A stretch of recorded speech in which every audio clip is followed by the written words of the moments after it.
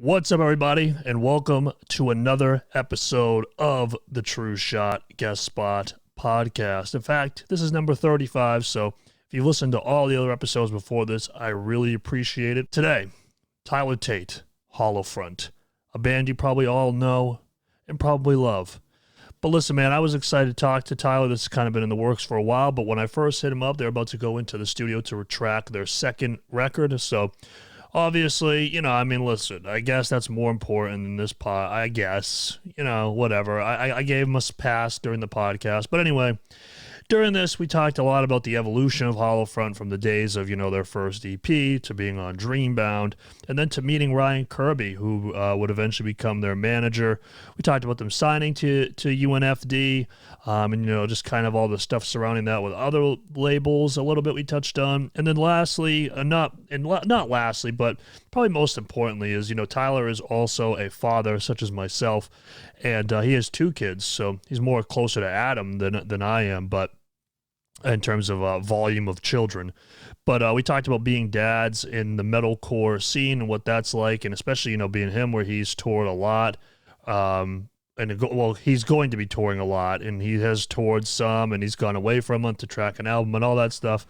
But anyway, this was just a really cool conversation. It was really cool to go into these and have no idea what to expect when you're talking to these people, because this is the first time we're talking to Tyler like in person, so it was really cool. But anyways, I'll be quiet.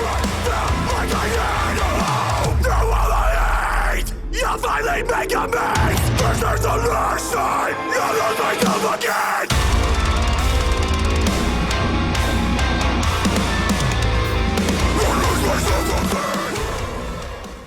Tyler Tate, the technology man himself, is joining us live from an underground bunker somewhere in Detroit, where or Grand Rapids, Michigan, where the internet is being less than kind to him. Tyler, what's going on, man? I'm just struggling over here. The internet doesn't work great. So, porn goes really slow. Oh my God. Takes a while to load. This is a family show, Todd. Family show. This is rated G. Wait, what are you in a World War II? Go ahead. Hey, now I've seen your comments to your fans, buddy. Your fans. Well, what do you mean? What comments? I'm curious. The ones that is like, well, fuck you or whatever. I don't know what you're saying that to that one guy.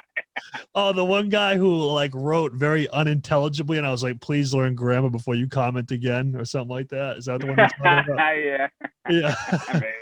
Maybe I just instinctually thought, in my head, I heard you saying fuck you to that guy, but in a nicer way. See, I'll never flat out say that, because I feel like I want to make it a little bit more spicy, so to speak. Like, if you just come at the throat at him, with an FU, then it's, you kind of can't go anywhere from there. It's only down from there. Well, I mean, really, it's just uncreative, then you kind of look like a douche, You gotta kind of come in with some witty humor to make them look dumb, but also to make yourself feel better until the next shitty comment comes, and then you're like, ah. I base the strength of my comments on the laugh reacts on Facebook. If I get over 10, I know that I'm in business. Well, I think that's a good way to vet all comedy. I think that should be the way from now on. I agree. If you get more than 10 laugh reacts. Yep. 10's a high. What about what? 10's pretty high. I always hate the ones where you get the streaks of laugh reacts, and then someone comes in and gives it just a regular like, and you're like, you fucked it all up. I had all. Dude, I know. What is this regular?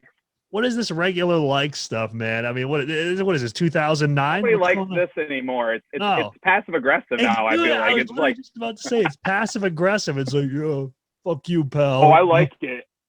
Yeah. There's options of things that would make you feel better about it, but I'm just gonna push the like.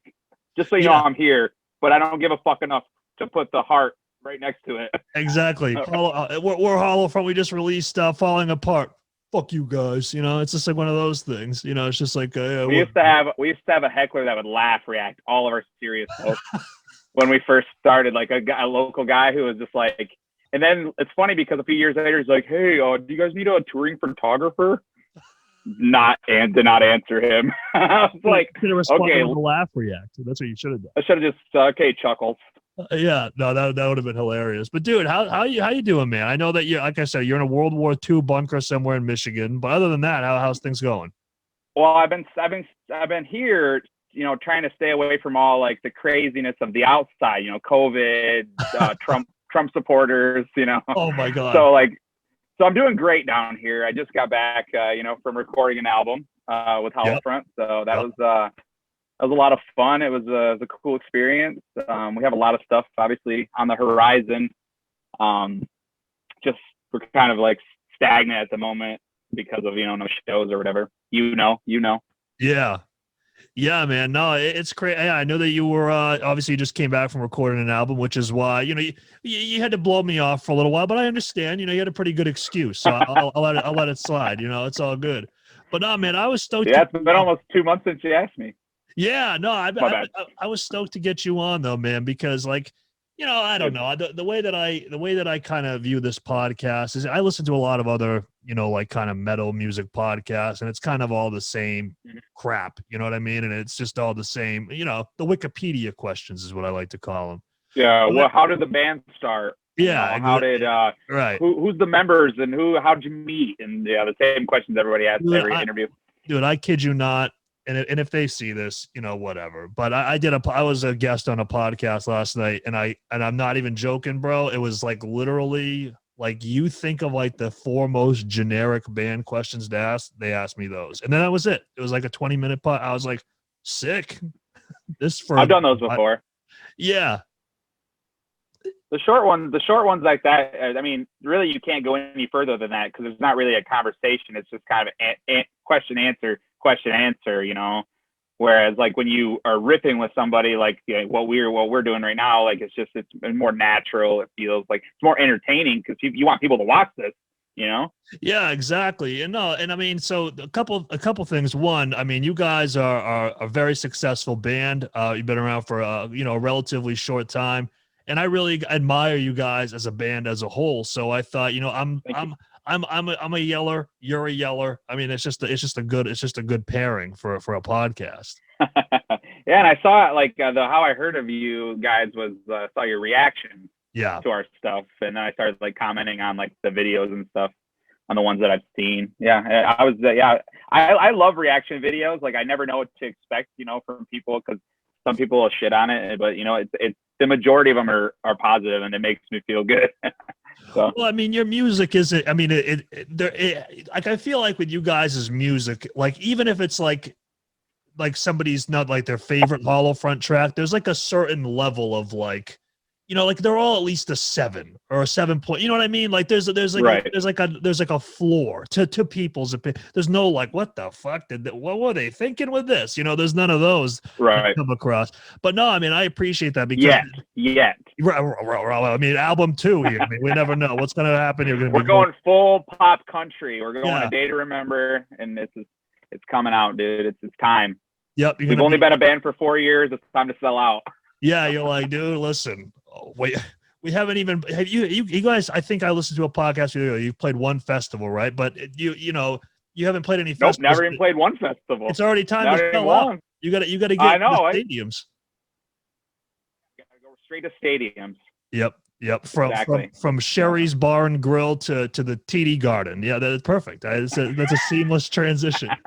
But no, man, it's nice when people say that they kind of came across us from our reactions because that lets me know that my master plan has worked. And I think that's great. You're like, okay, how do I get TrueShot out there? Okay, I'm going to start reacting to everyone's stuff, and then they're going to know who we are. Exactly. I mean, listen, it's not wrong. Because, I mean, the thing is, man, as you know, because I saw that you've been in like, a dozen bands or whatever, it's tough to kind of like break through the noise and like stand out and be not just another freaking metalcore band. Yeah, especially during like a pandemic or, like anything like that. It's just like every band's like, all right, well, now we got to either, okay, I'll say this, either a band will be like completely drop off. Yeah. They'll have nothing going on, or the bands were like, all right, well, we need to put out content like all the time, which is kind of like what we did. It's like we need to just drop an album and we'll put out a bunch of music videos and try to make ourselves as present on the internet as possible. So I think your reactions are smart, man. Yeah, no, I mean, we've done close to 800 of them now. So, we're racking Holy up. crap, man. Yeah, dude, I'll tell you, it's a grind. But listen, man, it pays off because it allows me to talk to people such as yourself. And it's, it's an honor and a privilege, as they would say. But, I reciprocate those feelings. hmm, yeah, no, I appreciate that. But no, man, so I do want to ask you about that, though, because I mean, listen, like obviously, my band, we haven't released a record, but I couldn't really understand the trepidation with a lot of bands in 2020 with releasing it. I feel like that would have been a great time to, because what's going to happen when things start opening back up, there's going to be, you're already seeing it now with just singles. Every week there's 47 singles being released. Yeah, for sure. It's a lot of music being released. I think that a lot of bigger bands, and I'm not saying all because I know there were some big bands that dropped albums like in 2020, but a lot of bands were like, well, we want to tour on our album. We don't want to like come back and, because if you say like with Loose Threads, I'm gonna use us as an example because I'm in the band. So Loose Threads, by the time we even tour, Loose Threads will be like a year and 3-4 months old. So like by then that's half the cycle. That's half the, like an album cycle usually lasts like 14 to, or like 18 to 24 months. Right. So it's like 2 years, and that's a lot of that's touring in between, and not bands aren't getting that. So like bands are trying to hold off until touring comes back. I think the bigger ones. Anyway. Yeah. I just thought it was smart to drop it because you guys were a good sized band. And then when you started the album rollout, I mean, I saw those Spotify numbers, bro. Listen, I saw them. They went doop, doop, doop, doop, doop, doop, doop, and they just kept going up and up and up. Yeah, it was pretty nuts because it would be something I'd check like every day. I knew the hour that it changed. Like I would be like, I'd get up, I'm like, all right, it's like 12:30 is when it changes, man. All right, it's 12:45. Check the numbers. But then you do that, and then it gets to a point where it plateaus and then it starts to drop because it's kind of happening to us now. Like that happens once you release new stuff, you spike up, and then after the releases kind of died down, and more, other new stuff is releasing, so people are listening to that. Era comes in, takes all our streamers. Oh yeah, those bastards. I'll message JT after this and be like, I'll just say, you bastard. He'll have no idea what I'm talking about. I've already messaged. I've already talked to him because we recorded with the same producers they did their new album with. So Carson we were kind of Yep, Carson and Grant. Yep, at Atrium in Pennsylvania. So we were kind of in contact with like JT, and I talked to Jesse briefly. They gave me like a tour of the studio accommodations a week before we went there. So yeah, it was cool, man.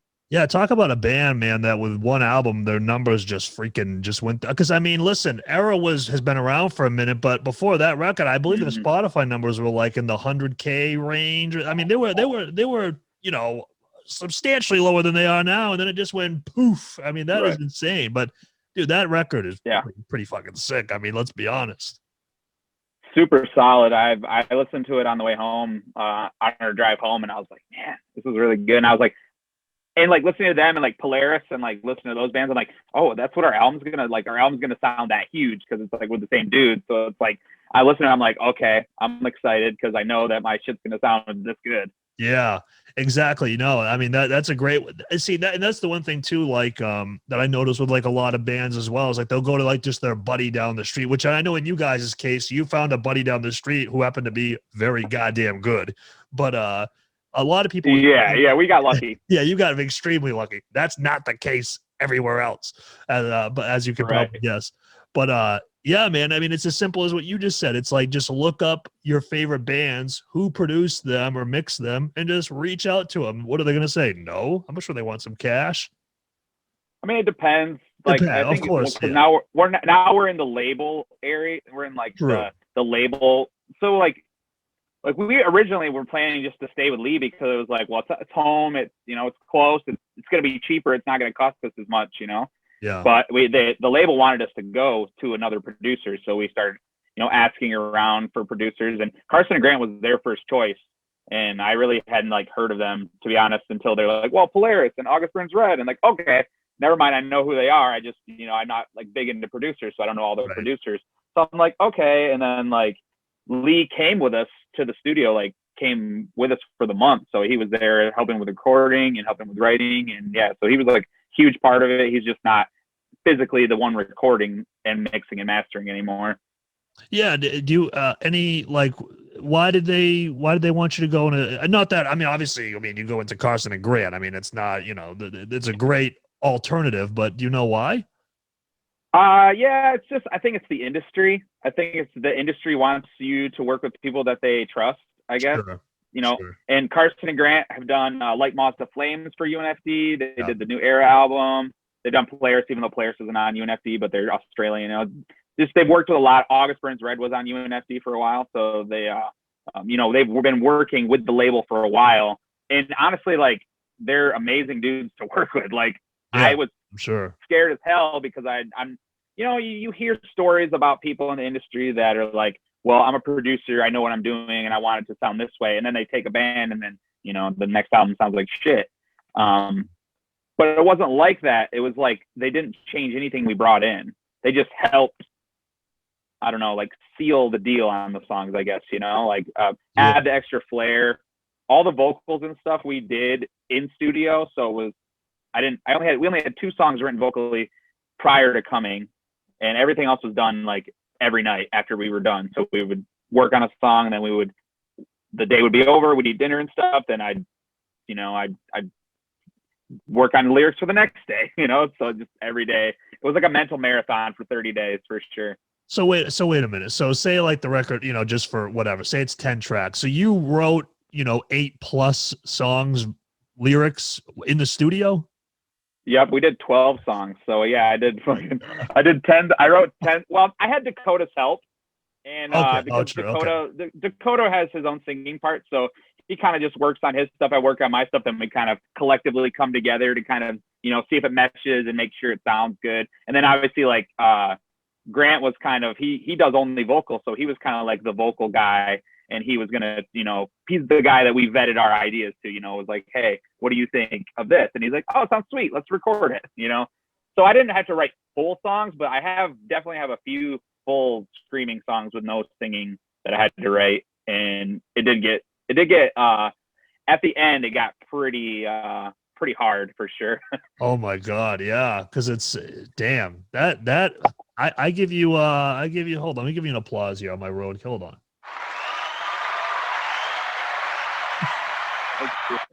Thank you, bro. I love this. I fucking needed that, dude. I love this fucking soundboard, dude. This thing is so sick. I get to just use this thing every once in a while. It's awesome. But no, man, I think that's crazy.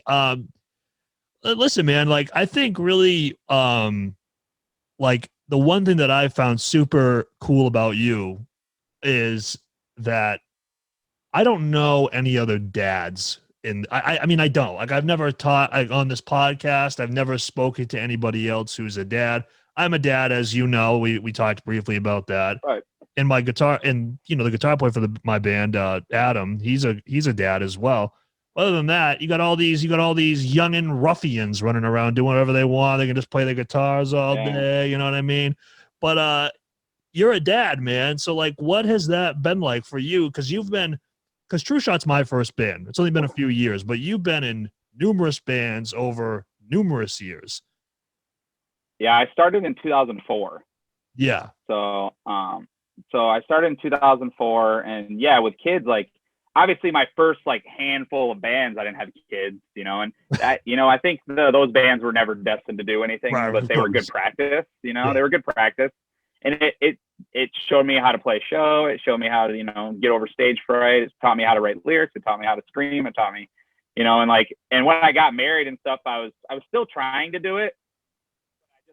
I could see that like nothing was happening. So I was just like, I want to focus on my family.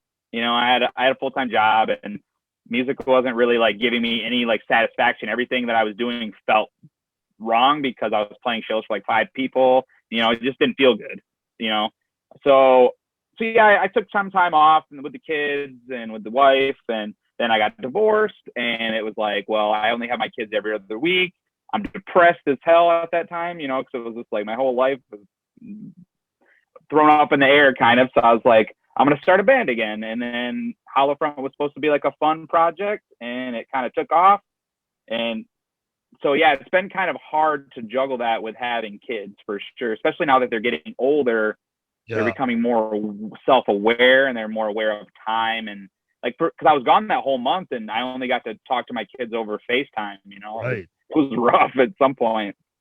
Yeah, well, that's that. I mean, that's the first thing that I thought of, man, when I saw that you were going into the studio, you're going to be there for a while. And I'm like, damn, man, like, I know that obviously it's for work. I mean, what can you do? You know what I mean? It's like if you were a professional athlete, you know, you gotta go away for a little. I mean, it's just, and it's different than having like a factory job, you know, like right. if a factory job was like, you can't see your kids for a month, I would say, you know, get bent. Like I'm not like, there's nothing. See you later. Yeah. I'll walk 2 blocks down the road and get a job at another factory, you know, like that. But like, this is my career. This is my passion, my dream. So like, you know, like I actually like quit factories for good, right when like Loose Threads, we were recording it, and I quit my job that I'd been at like 5-6 years, and because it was dead end, you know, and I was like, I'm gonna try Hollow Front, you know, I'm gonna do this, you know, I wanted to put everything into it, and I think that, you know, I just realized that those aren't my careers, they're just jobs, like, and that's just how I'm gonna look at it from now on, like, especially during this time without shows. Like if tours were here, we would probably be on the road like all the time. For sure. The way that it's looking, what we have booked now into the future is even like very promising. So it's exciting.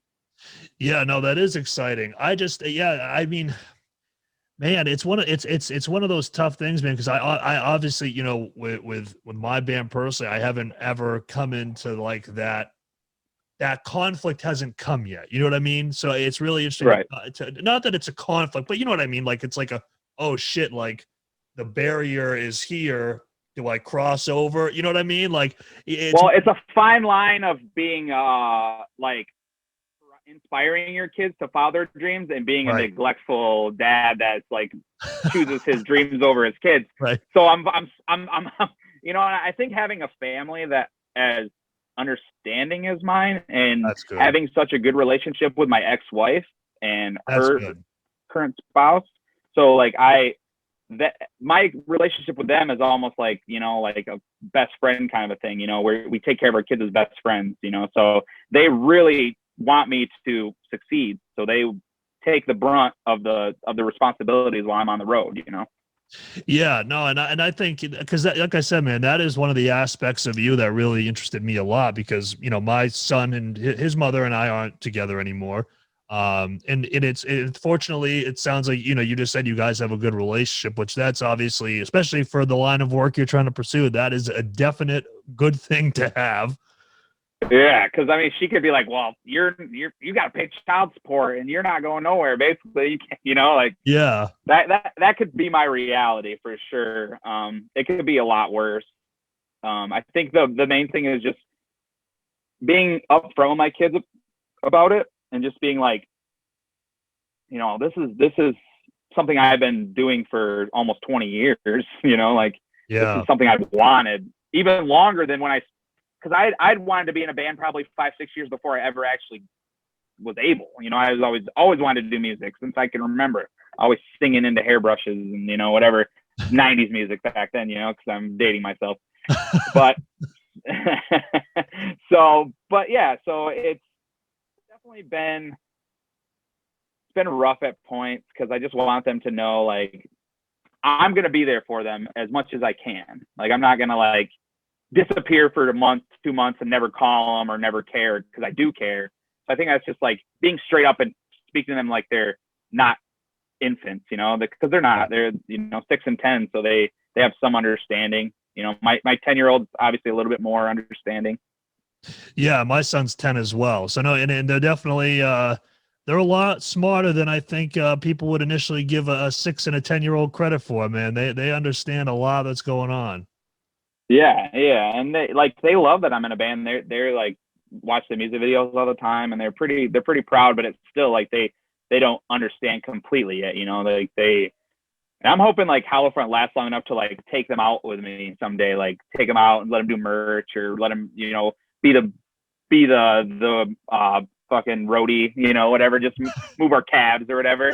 You know, I wanted just like to give them like some kind of like experience, like some something like that, to see why I'm doing the things, why I'm doing it, and what the reasons are, you know?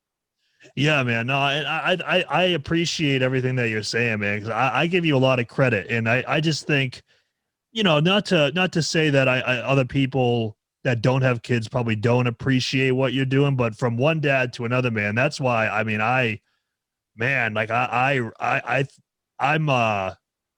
I'm just in awe of it, man. Like I think it's a really just a badass, just cool thing. And I'm very, I don't know, man. It's just really cool to see, you know what I mean? From like one cause Yeah, my I band, appreciate that, dude. yeah, of course. And it's like obviously, my band is still growing and stuff like that, but it's one of those things that, I had my son when I was 17, and I kind of had to put a lot of, life, so to speak, on the back burner, for obvious reasons. Right. So it kind of reaches that point where you're just kind of like, man, like I need there reaches a point, and I'm sure I want to ask if you ever reach this as well, where you're just like, I've got to do this for myself, because this will also be a positive reflection that my kids may not understand right now, but someday they will really look up to that and appreciate it. Perseverance is a lost art nowadays, I feel like. So I think that definitely, like, and you know what? I was never like, I'm persevering. Like, I was never like, I'm like, I'm going to make it someday. Like, Holofront was an accident. Like, I honestly give it, obviously the songs, I don't want to give us, take too much credit away from us, because the songs are good. I love this band. That's why I think we do so well, is because we love it. It's not like something that we're forced to do. It's not something that's draining me. It's something that I'm putting all of my energy into voluntarily. Right. So to just, oh man.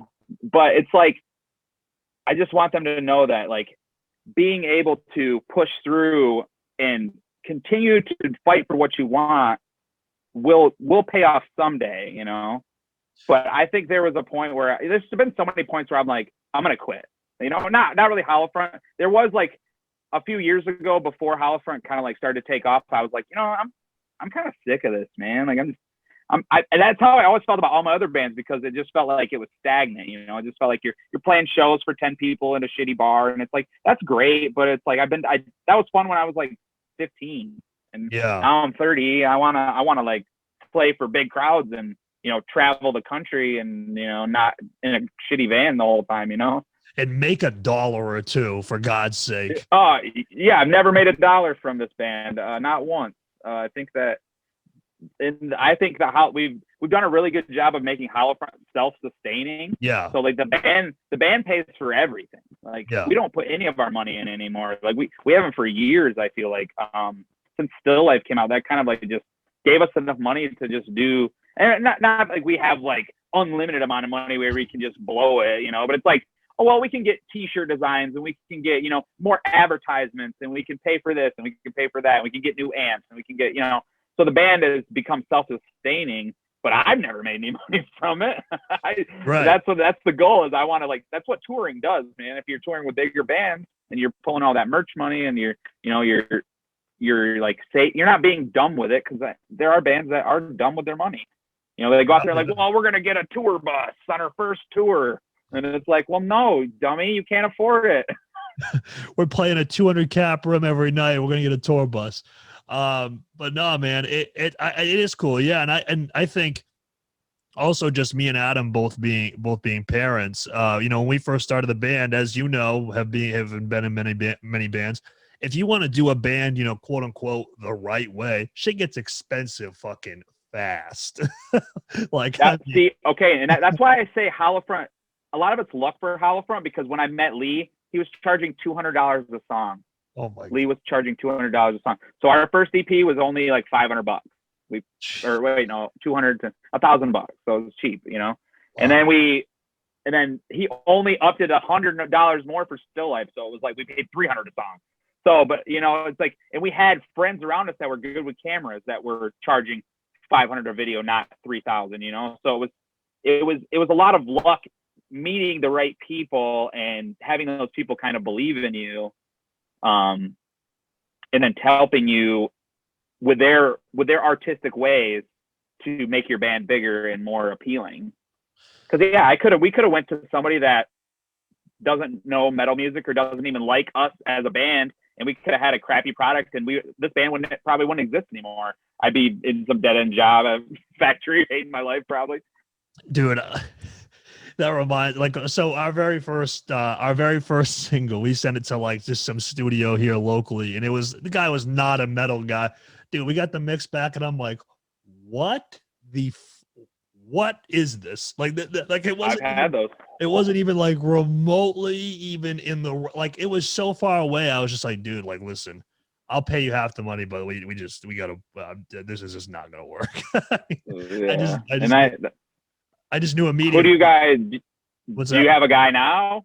So the way that we've kind of been doing it is we can. Fortunately, Adam kind of has like a kind of like a little bit of a home studio, and we send it all out to be mixed by Lance Prince. You know, like Alpha Wolf and bands like that. The guy over in Australia. Cool, yeah. So yeah, because it goes back to what you said about, you know, you listen to Carson and Gray, like I like that sound. I listen to Lance's stuff, and you listen to Alpha Wolf stuff. I'm like, damn, that stuff sounds huge. That's the stuff I want. Yeah. I mean, I don't know what he does. I don't know what that guy does, but it's just like, bam. And I love that. So, and they had one of the heaviest hitting records, I think, for me of 2020, man. That record hit. Yeah, it did. So I mean, it was so good. And like, it was so like full. It sounded so full. Like it was just like huge. Yeah, it's just massive sounding. It's one of those things, man, that like if I can put, I kind of judge it by like, if I can put my car speaker up all the way and I don't feel like I'm like consumed by it, I'm like, damn, you know, but what I do like about him as well is, you know, the Australian to USD, you know what I mean? We get a little bit of a currency break doing that, which is very nice. Is Australian money worth less than American money? Yeah, we get I think it was like $1.40 for every one of their dollars or something like that. So yeah. Dang. Yeah, that's better because the euro and like the pound are like way like more worth. It's like expensive. It's like we were getting a van for like $2,500. Well, because we were originally going to go to Europe for a tour. Yeah. 2 years ago, we were going to get a camper van kind of a thing, and they wanted 2,500 euros. I was like, that's pretty good. And then I put it into see how much it would be in US dollars. I was like, okay, that's like double almost. It's like 42. It probably wasn't that much. I'm probably exaggerating, but it was quite a bit more. And I'm like, dang, okay.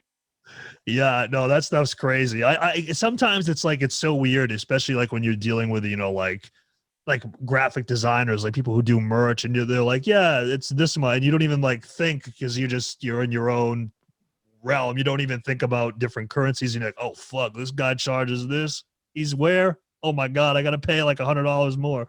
But I'm pretty sure I paid somebody in pesos or Mexican. I don't know what the Mexican dollar is. I think it's pesos. I don't know. I'm not that well educated about Mexican money, but it was some guy that I don't remember why. It was like an art guy or something. It was years ago, but I had to like go into PayPal and like pay him using Mexican money, and it was weird. It was so weird. I don't understand any of it. Just take my money and just give me the money that I gotta trust you. You know, you gotta trust you just go there, take all your money. Like, all right, give me the money that I'm supposed to have. I don't know if that's how much I need, but I'm gonna trust you. I guess Europeans are more trusting. Yeah, no, it's just so weird because like we're going over like, you know, different expenses because. Yeah, it's like what you said about a band being self-sustaining. That's why through the reactions, you know, we have like Patreon and all this different stuff, and that kind of covers a lot of like the, you know, like the immediate expenses like mixing and music videos and stuff like that, which is awesome because we're like, listen, we this is not sustainable. I mean, we got to pay for this stuff because we don't want to be one of those bands that releases 3 songs, takes a hiatus, you know, it's all this dramatic bullshit or whatever. Just wanted to keep and it takes 2 years to put out anything else. Yeah, exactly. I know a lot of bands like that. There were a lot of bands like that from like Grand Rapids, like around the time like Howlfront was starting. It's like, dudes, like you're putting like this much effort, you know, like you need to put like, you need more effort, dude. Like you're just like well, like I'll just Photoshop, like, and I skirt because I'm cheap, so I do skirt around things if I can.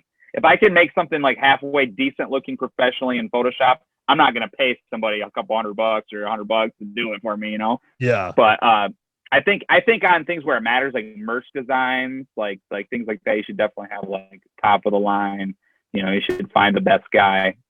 Yeah, like anything like kind of like presentation y, you know, like a music video or merch, something like that. Yeah, no, and you guys have good looking merch, and I really like, you know, like with the album art that you guys have, it's very like it's almost like traditional tattoo look. You know what It's exactly what it is. Oh, is it really? Exactly what it is. Yeah. Honestly, so like when we first started, like our first, if you go on our Spotify and you look at our first EP, like it was just a traditional style, like a hand holding a heart. And looking at it right now, that wasn't like, that was just kind of something I saw, like, and I kind of put two things together. I was like, I want something like this and this, and I showed him like some drawings, and then they were tattoo like shit I saw on like Google.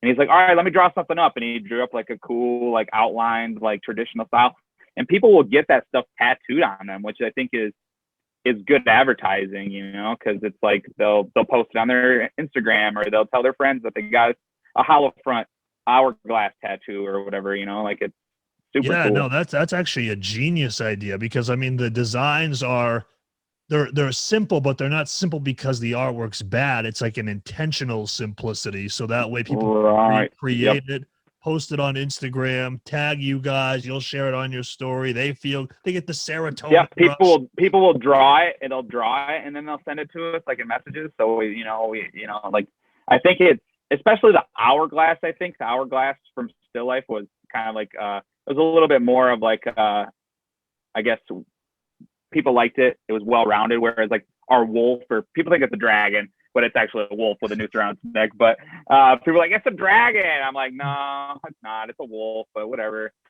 You can call it whatever you want. People thought that was a dragon. Wow, interesting.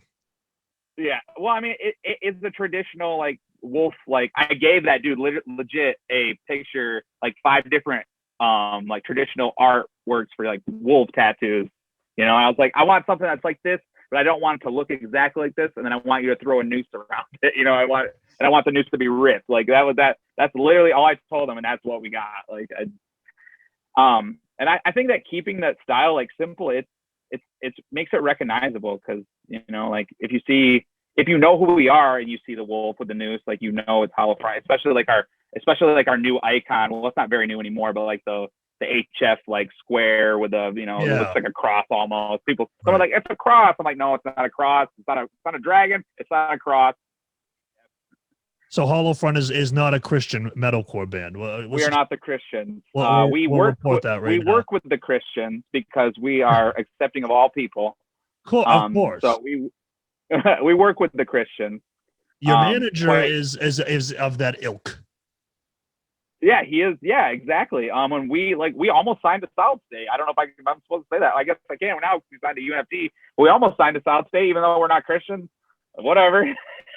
So, okay, I have a thought that I'm gonna remember, but I also want to say just real quick. I do, believe it or not, I do have an hourglass and a wolf tattooed on me. So what does that say? Does that mean that I was a secret Hollow Front fan before I even knew? What's going on with that? That just means we pick generic things.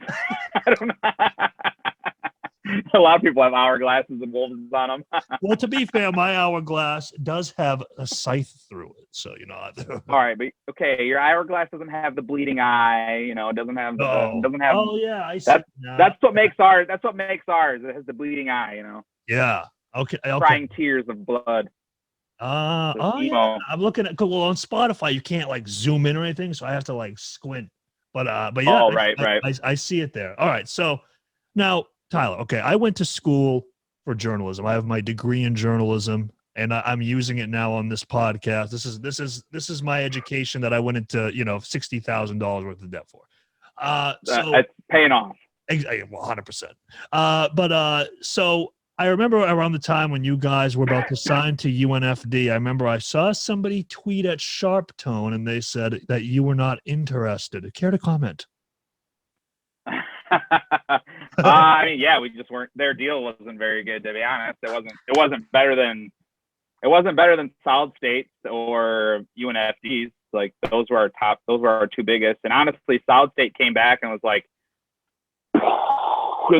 all right, you can't turn this down, but we did. We turned it down for UNFD.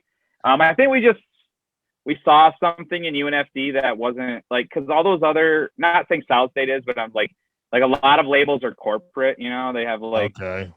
Whereas like UNFD is kind of almost like a mom and pop like feeling, you know, like Really? It's a small group of people that they all work in the same, well, they have a European branch, they have an American branch, and they have the Australian branch. Yeah. And so, yeah, but it's all like, they all like work in small little offices, and they're all like chilling next to each other, and they're facing each other, and they're talking, and they're listening to music and stuff, like, you know. And I feel like them, it's just they were personable. They all, when we were signing, before we signed, everybody from the labels like, we're gonna have a Zoom call. So we had like 17 boxes of people like on the, you know, how it zooms, and like someone would cough and then their picture would pop up on the screen, you know.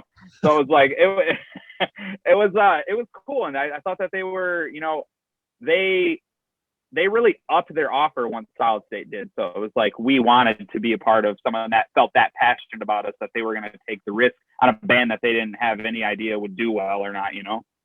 Yeah, well, and I think that you guys, you know, releasing Loose Threads independently and not being like, oh my God, we gotta find a label to put this record out on. And you did so well with it independently. I mean, let's face it. Let's just call a spade here.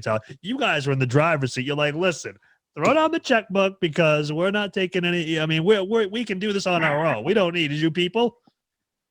Yeah, and you know, and I think that's also, as true as that is, it's also not true for what we want to do. Well, like, for the negotiations, it's true, Tyler. Negotiations. If I wanted Holofront to stay like an internet band, yeah, but I want to be on the big tours and having like that label behind you. Of course. And getting like good booking agents.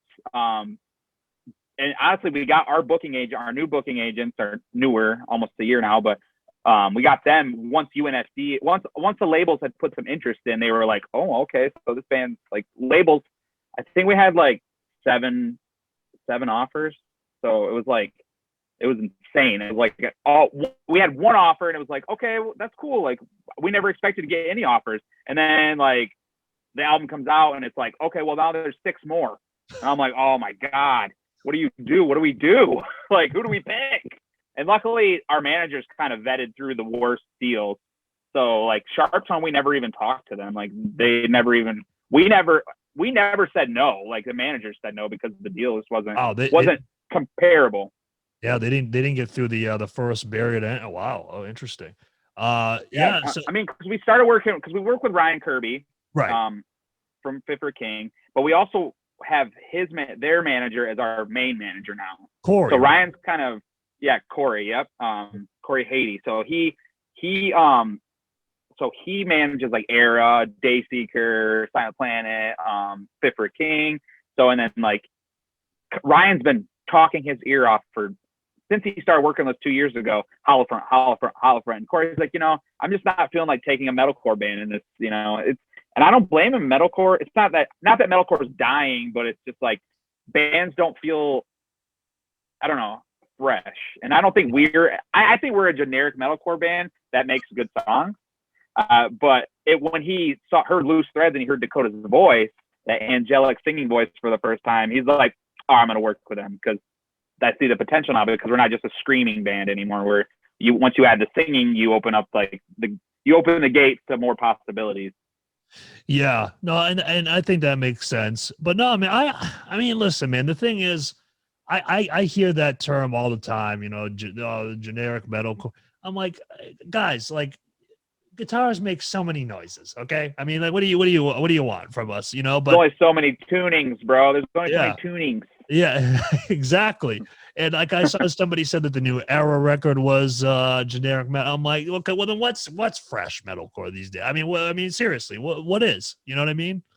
I think I've kind of, you read the comments on your YouTube videos, and people will say dumb shit about how you're generic and you suck, and you know, and it's like, I honestly, when they say I'm a generic metalcore band, I'm like, yeah, that's cool. We make metalcore and we make music we like. And is it like breaking any barriers? No, but I don't care about that. I'm not trying to break any. I'm trying to play in the genre that I want to play in. I'm not trying to ascend past the genre so that I'm not playing with the people that I want to play with. I'm trying to tour with all my favorite bands, you know? Yeah, you're playing music that you like. And if you're successful with it, I mean, obviously that's the goal, but I mean, it's like a bonus, so to speak. Yeah, I mean, I think that what helped us was that we didn't go into it thinking we were gonna do anything with it. Like I told him straight up, like I have kids, like, and I was in the middle of a divorce. I was like, there's no way I'm touring. Like I'm not touring.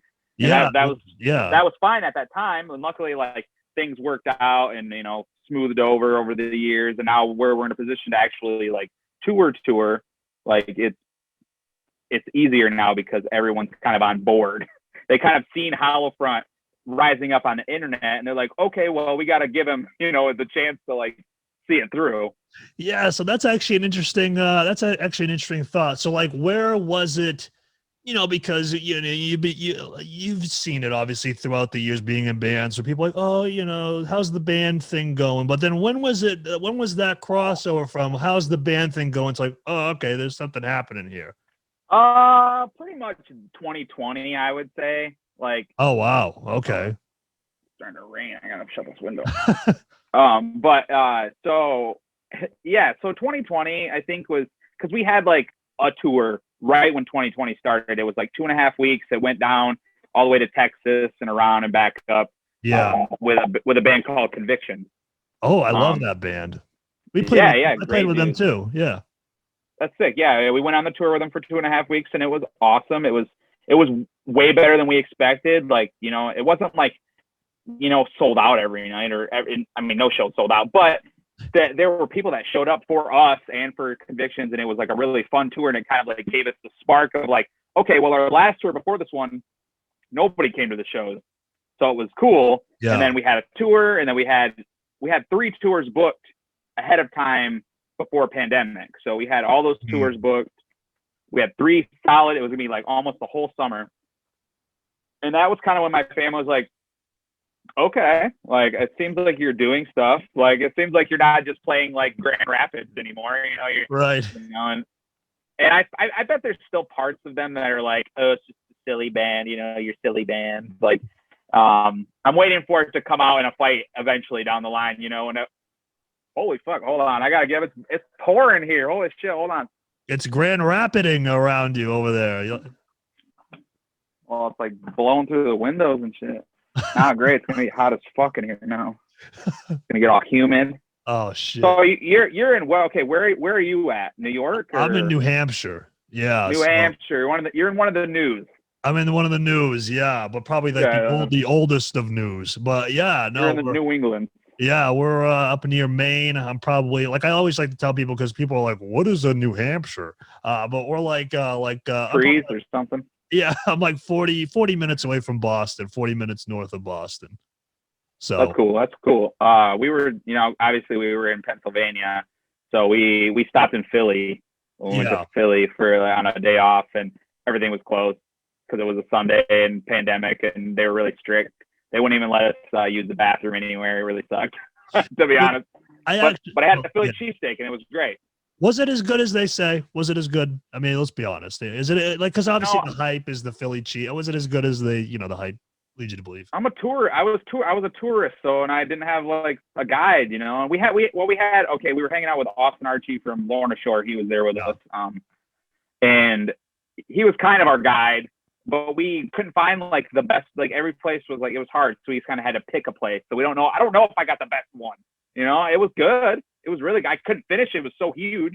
So, I mean, that had its, and it was good. It was cooked good. But I mean, I've had Philly cheesesteaks before, but not like in Philly, but it tasted similar. But it was good. So I actually quick. You brought up Philly, so I kind of have a quick little story about Philly. It's actually kind of a weird culmination into TrueShot starting. So did you happen to go to Chinatown while you were down there? Was it closed and everything? We did not go to Chinatown. We had our van, like our tour van. So we were kind of just like found a place to park close to like, gotcha. because we wanted to be down by like the historic shit, because like I'm into history, so I wanted to see some like, you know, Revolutionary War shit, you know. You wanted to see the bell. So we were kind of down there. Yeah. Yeah, we went down there. We couldn't go in, so I took a picture outside of it, outside the window. I was like, oh, the Liberty Bell, you know. But yeah, we didn't really get to explore that much as I would have wanted to. We never do. Like every time you go to a city, it's like, I want to do this, I want to do that, I want to do that, but you can't. You don't ever get to do any of the things. Yeah, no, because Chinatown, bro. I'm telling you right now that I when I was in Philly, I went to this place, and like it's one of those places where you would like sit in like this lobby to wait if there was a wait. And dude, there was fucking like 30 fish tanks of just filled with different stuff, and it was horrifying and like also just like super cool. Like there was like literally a tank of like frogs like filled like on top of each other, couldn't move. I'm like, what the fuck is going on? Like, because they're gonna like cook them, right? Yeah, that's like their stock. I was like, this is bizarre. But yeah, it's like a whole nother world, man. It's a whole nother culture that you're not, you know. Yeah. You walk into, it's a culture shock, because you're used to like, I'm gonna go down the street to McDonald's. Dude, McDonald's across the street. I don't even gotta go down the street. It's across. I could look out my window and see it right there. But like you don't walk in there. You don't walk in McDonald's and see a fish or a tank full of fish or frogs, you know. Dude, it was crazy. Like it was one of those things that like I definitely took pictures. I'm like, this is a story, because I will never see anything like this outside of here. But yeah, while I was in Philly, there's a venue there. I can't remember the name of it, but it's like pretty much the venue that when bands are touring, they go there. And playing that night is it a small place or a big place? No, it's a little bit bigger. It was I believe it was the Devil Wears Prada, Veil of Maya, 1,000 Below. So it was a good sized venue for bands. Yeah, it's a good tour. Okay. Yeah. And it's so funny. So I was still in journalism school at the time, and one of my assignments was I had to live tweet an event. So I was like, fuck it, I'll just do this. I mean, like, why not? So it was very strange live tweeting a metalcore show, but I was like, why not? So from there, that's pretty sweet though. Yeah, it is. So from there, the guitar player for 1,000 Below, Josh, he followed me on Twitter, and he's into football. And at the time, I was writing for the football site Bleacher Report, so we kind of had a little bit of a back and forth. And I remember, like in 2018, I just messaged him one day, and I was like, "Man, I kind of want to start a band." He was like, "Do it." So in a way, Philly was the leading. When people ask me the origin story of TrueShot, it kind of goes back to those fish tanks in Philly and Chinatown. Oh, that's sweet though, dude. And like, I don't know, like, so like, okay, how old were you when TrueShot started? So I was trying to think, because 2018, that was going on 3 years ago. I would have been 25. Yeah, 25. Oh, yeah. Yeah. So that was when Holofront started, when I was 25. Really? Yeah. Holofront's been my longest band.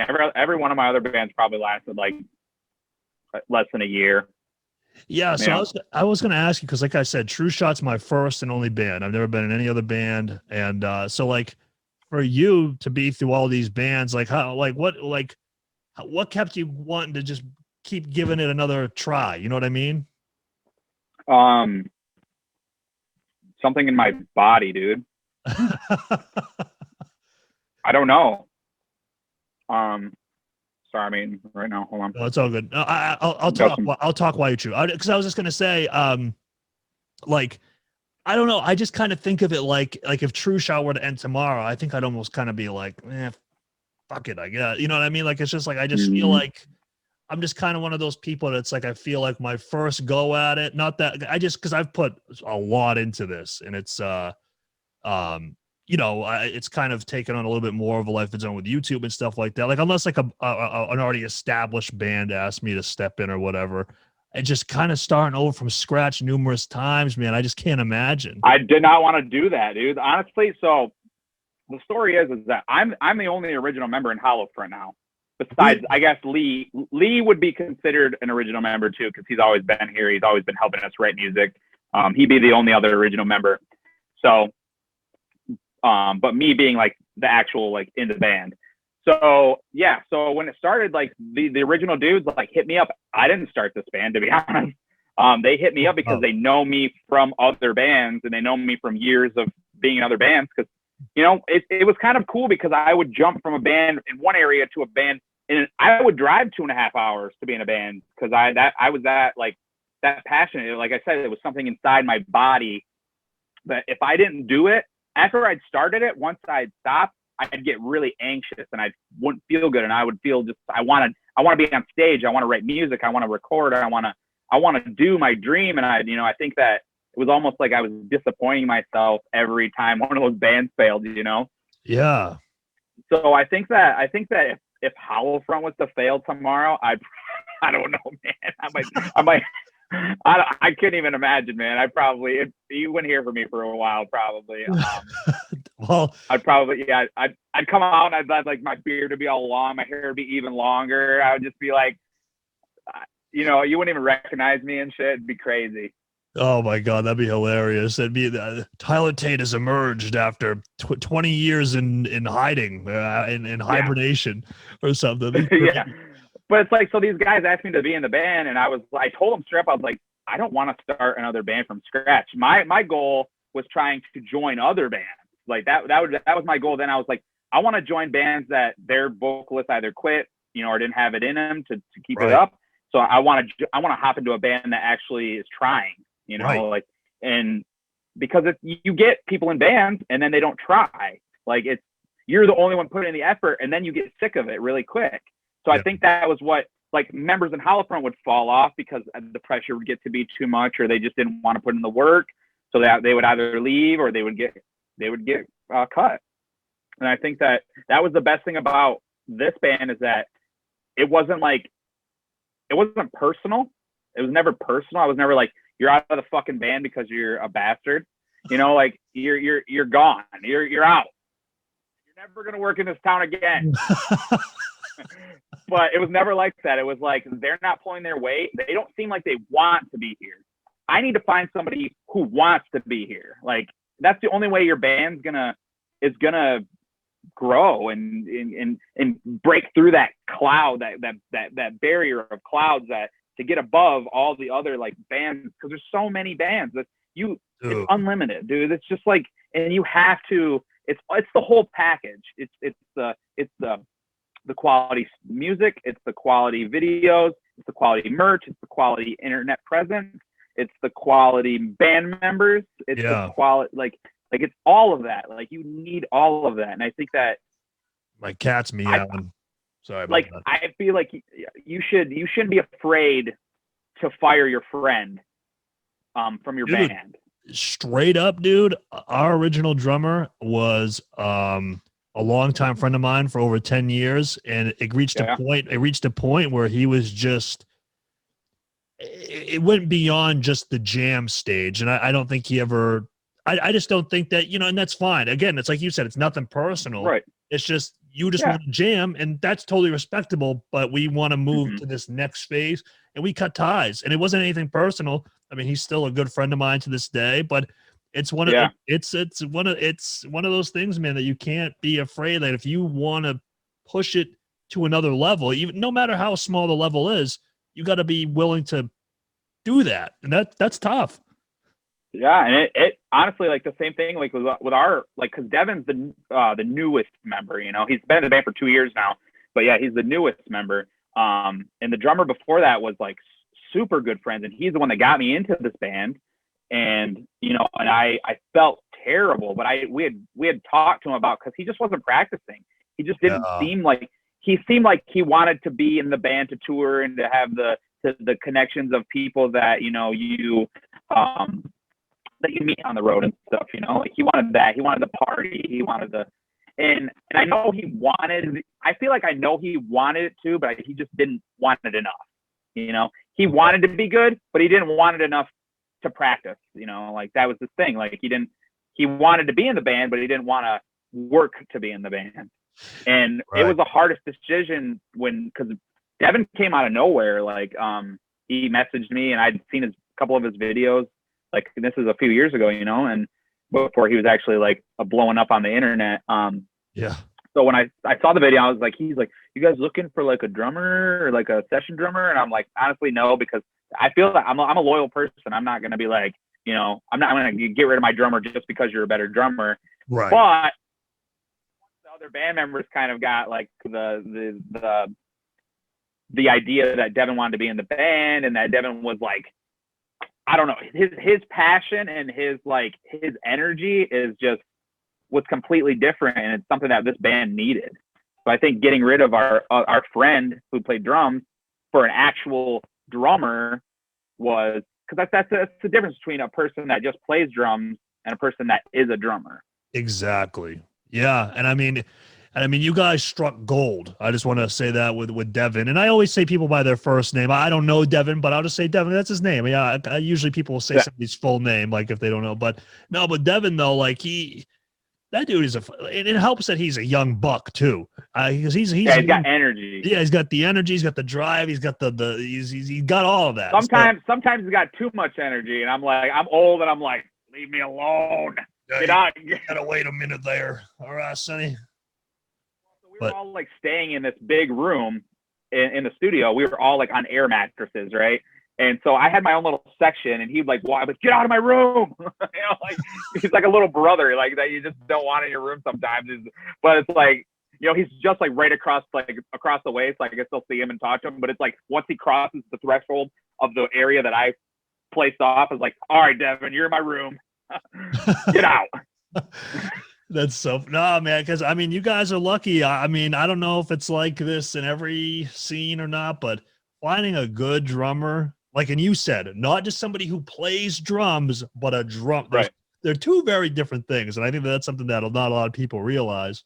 But yeah, and if you look at Devin's Instagram, you know that he is all about drums, man. That's his life. Like it's not like he's posting pictures of him partying. He doesn't party. He doesn't really drink, or no one in Hallowfront really drinks, to be honest. Like what we all have drinks, but we're not like big partiers, or, you know, right. On tours and stuff, we're sober 99% of the time. We smoke weed and stuff. So, I mean, we do that. We don't like get fucked up, you know, on tour. It's very like a business. It's a job. Like I'm trying to not mess up, you know. I'm not gonna be all drunk and give me your merch money. Like, come on, like what? How much is this? Like, you know what I'm saying, though? Yeah, no. Well, so it's funny because I've never drank, so like, in a way, straight edge. Yeah, I mean, technically, I guess so. Yeah, Cool, yeah. I've never drank, never smoked, and it's just I guess personal choice, and I don't have anything against anybody who does any of that stuff, obviously. I think people that are like, you don't smoke, you don't drink, you're dumb, dude. Like, the same. It's like, no, dude. It's like everybody has their own personal things, and that makes them who they are. You know, like that's cool. That's cool, man. Yeah, no, yeah, absolutely. And I think that's one thing I know that you know, this is something that I can speak to you about as well. So, you know, being a single dad trying to, you know, date before I met my current girlfriend now, it's like, one, I was a dad, and two, I was straight edge. And that was like a bit, they're like, do you not like people who drink then? And it's like, no, that was never said. I just don't. They are kind of annoying, though. If you're sober and they're really drunk, sometimes they're annoying. Oh, yeah. Well, yeah. I mean, very true. But yeah, man, I mean, dating as a, and you got 2 kids too. So, yeah, I mean, I mean that. So I've had one serious, well, it was serious for me anyway. So I've had one serious girlfriend since my divorce, and it didn't end well, you know. I mean, it didn't end bad. It just didn't end in my favor, you know. It just ended. It was just fine. And I've tried the Tinder thing right after I got divorced, and I did that for a while, and it felt gross, you know, just like meeting people off the internet randomly in weird spots that I've never been to in Grand Rapids, because I've been married for. Like, because it was weird, because once I got divorced, it was like I was like just becoming an adult again. It was like, there's a bar there? I didn't know there was a bar there. I should you know, it's like, because all that time you're just like, you're all focused on just the family, and it's like work, home, work, home, work, home. Then you go to your wife's parents for dinner or some shit, you know. It's like that's what you did. It wasn't like, you know, you were hanging mostly with family. Now you're single, and you have friends that are single and they're in their mid-20s and they're like, yeah, dude, we have good jobs and we can party all the time. And it's like, well, I don't have a good job, but I'm going to party all the time anyways. So I think that it was good to get that out of the way. And now I don't even attempt dating because it's just, oh man, it's hard. I've tried like talking to girls and stuff, but I'm like way too anxious of a person to like carry on like an internet like thing to like, I need to meet these people like through friends or something, you know, like in person. Like, I feel like it's all this online thing where it's like, you don't know this person. You're literally looking at a picture of them that they took, and not to say that they're trying to fake you out, but it's all filters. That's happened to me. That's happened to me. So it does happen. It's totally happened to me too. And it's not like, you know, it's not like whatever. It's fine. It's just, yeah, you're living in a world where it's like how old are you now? I'm 28. 28. So like in high school, when we were in high school, it was so much easier because you would meet people in person, you know? Yeah. And you would like gain like friendships almost with these girls. And then you would see them out, like hanging out. I don't know. Like I was always going to parties in high school. So I would see those girls at the parties and then I would have conversations with them. And then we would start talking on the internet after we'd met in person. It's not like now it's the other way around. It's like you talk on the internet first before you meet them. And it's awkward to tell when you show up because it's like, hi, my name's Tyler. I'm in a band. I'm 30 years old. I'm in a band. I swear that we're not like just like a shitty local band that's playing in a dive bar every weekend. We're not an AC/DC tribute band, I promise. Oh my goodness. Dude, how many times have you been asked, so do you do like all original music or is it cover? You know, like stuff like just like the most generic band questions ever. Luckily, I think I was always very like, always on my profiles, I'd be like, this is my band. Like, hopefully, like people would check it out if they, you know, like if they don't even want to date me, at least they might check it out. Yeah, you got to up those women's Spotify percentages, you know. But I feel like it hurt me in the end because nobody's swiping right on the fucking 30-year-old dude in a band. Like my first thing was, I'm in a band. It's like, okay, dude. It's like how are gutturals not sexy? What's going on here? You know? Yeah, it's like, yeah. Don't you want to hear my guttural sex noises? Like, you don't want to hear a pig squeal in the middle of the night. What's going on? Nah, man. Yeah, you're like job for a cowboy, bro. Yeah, and it doesn't help too that the pandemic. I mean, even more of a reason to not be able to meet people in person. Right. You know? It's yeah. crazy, So this year I've done no dating at all in 2020. I've fallen back on bad habits of old relationships every once in a while, kind of a thing like that. I see what you're doing, Tyler. I see. Yeah, it's more. It's complicated. That's what that's the Facebook relationship. If I had it, it's complicated. But now I'm just straight single. Like I've been straight single for a while. Yeah, it never gets any easier. And I always am attracted to girls that don't like the kind of music that I'm into. So it's like I'm dating a girl that likes Taylor Swift, and I'm like, yeah, I'm just like, and they're like, oh, that's just too much for me. It's like devil shit. It's funny, man. My girlfriend isn't really into this stuff at all, but I have been able to get her to I've gotten her to the phase where like, cause my favorite band is Immure. So they're not like super like overwhelming with like guitar riffs and stuff like that. So they just kind of like that nice beat, and she can tolerate that to an extent. So at least we got that. Just something just as easy to kind of groove to. It's not. Yeah. See, and I think to me, like, and honestly, I think we have we're similar here. Like, they're not my favorite band. Immure isn't, but I like less technical music. Like music that's all like shit like that doesn't like connect to me at all. No, not at all. Also for me, like super heavy stuff nowadays doesn't really connect to me either. I'm like somewhere in the middle. I like it to be heavy with melodic tendencies, Yeah, like I love like the Alpha Wolves of the world. I love that kind of stuff. Like there's something. Yeah, that shit's heavy, but it has melody. Yeah, even if they don't sing a lot, they don't really sing, and that band doesn't really sing that much. But like the melody is in the guitar, the leads and stuff. It's and it's not just all like like a beatdown band, you know. It's right. like they're I think bands, the best bands are the ones that can kind of take pieces of other genres, you know, right. and throw them into their band. I think that's what I've always wanted to do is I wanted to play all these kinds of songs, but I was always in bands where like, well, we don't want to do that. We want to do only this one thing. We want to do this one thing. Metalcore band, and that's it. Yeah. Yeah, we're not going to branch out at all, like that kind of thing. It's like, okay, take some deathcore, man. There's some good things about deathcore that's not blast beats for 3 minutes. There's good things about it, you know, that you could take, sprinkle it in. Some metalcore, melodic metalcore from the 2000s. You take that, you sprinkle that in. Some, you know, like beat down shit, you sprinkle that in hardcore, you sprinkle it in. And then all your songs almost sound different, you know, they don't sound all the same. I think and I think that's a good thing with us too. Oh, sorry. Yeah, I think we might have a little bit of a delay, so I'm not interrupting you on purpose. I apologize. No worries. I end up interrupting people anyways. No, it's all good. No, but I was just gonna say, like, that's great that you said that because, like, Adam, he's super into all I call it the Berkeley core shit. You know, to me, it's like, all right, like this is just a little too. That's like Dakota. Dakota likes that really like show offy, like guitar like noodly stuff. I call it the guitar noodles.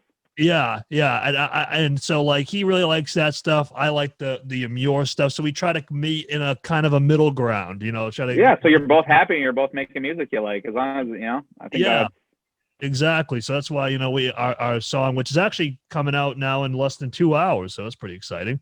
But I saw that you guys had a new song coming out, and I also saw that Left to Suffer has a new song coming out. What the fuck? Yeah, you're gonna just drop one on us like that? I know.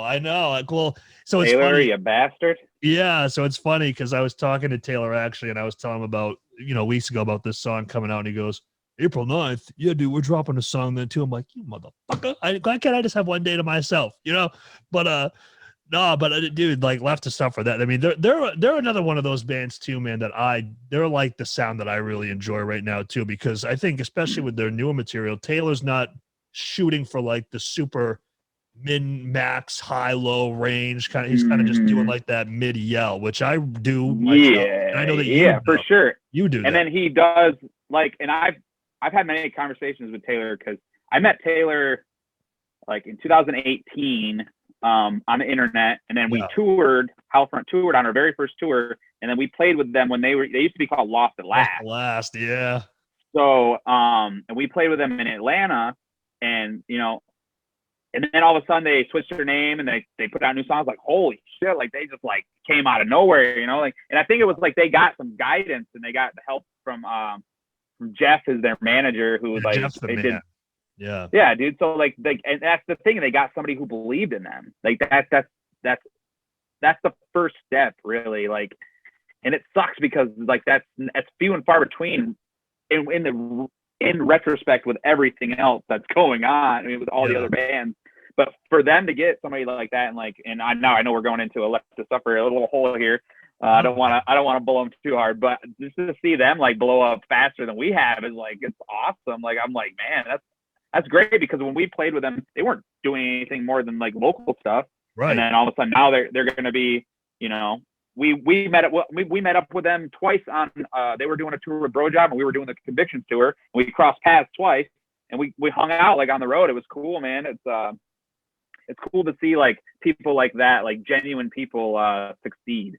You know, no, Taylor's such a nice dude. And listen, man, that's the beauty about this podcast. There's no format, Tyler. We just go wherever the conversation takes us. I like it because this is me. This is how I conversate. I'm fucking all over the place. Yeah, no, I think those are the best kind of podcast. I know that Tuck says he's the Joe Rogan of metalcore, but I'll be the Jamie. I'll be second fiddle. It's okay. I understand, But no, man, like what you were saying about somebody believing you, because I mean, listen, I don't want to, pretend I'm that important, but I text Jeff quite frequently, and he's a super nice guy, and he really does believe in Left to Suffer a lot. That's awesome.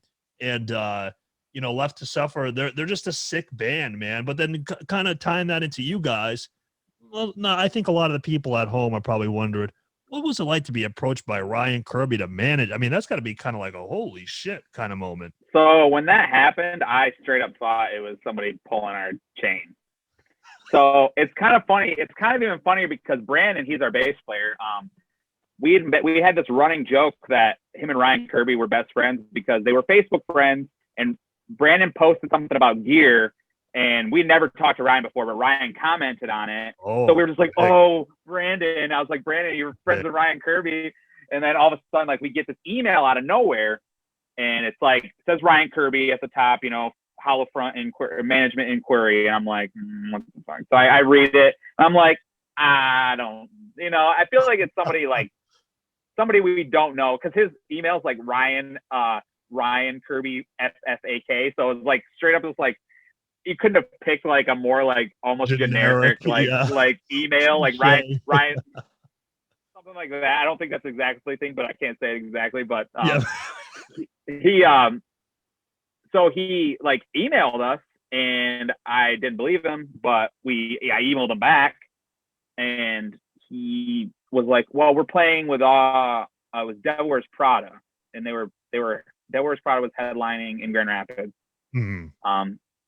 And so Fit for a King was playing. And I couldn't go to the show, but our old drummer and Brandon, the bass player, could go. So they went to the show. They met him in person, and then they're like, obviously he's legit, you know, like.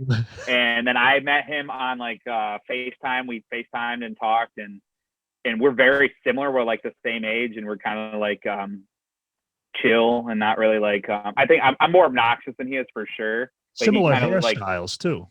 Yeah, I've only grown this because he's my manager. I was like, I gotta compete so that when I'm on stage, that the hair is whipping. You know, I don't have to move my body as much, just my neck. So I gotta get my neck workouts in. You know, just don't fall off of the ego riser. Just don't do that. Yeah, that was funny when that happened to him. He took it in stride though. They made a lot of money off that. I mean, hey, you got to capitalize where you can. Man. Yeah. That's the thing about the Fit for a King, though. And Ryan in particular, he is like, he's really smart with like money and numbers. Yeah, that's and what I've like, heard from podcasts. Just knowing, and obviously like years of touring under his belt. That's like my most exciting part about touring is I know we're going to tour with Fit for a King. I can't wait because it's going to be like having your, you know, he's younger than me by 3 months, but he's almost like my dad. He's my metalcore dad, I call him. Yeah, that's cool. Yeah. So it'll be cool, like just because he's the one that's helped Fit for a King, like actually make a living. Right. Like they were smart at the beginning. You know, they weren't renting tour buses. They did Warped Tour a whole summer in a van with like no AC, I think. Jeez. And every other band, like Wage War and all those other bands, were doing big bandwagons, you know, which is cool. Understandably, you're making enough money, but they wanted to make more money. They wanted to take home a bunch of money, not just have a sweet summer.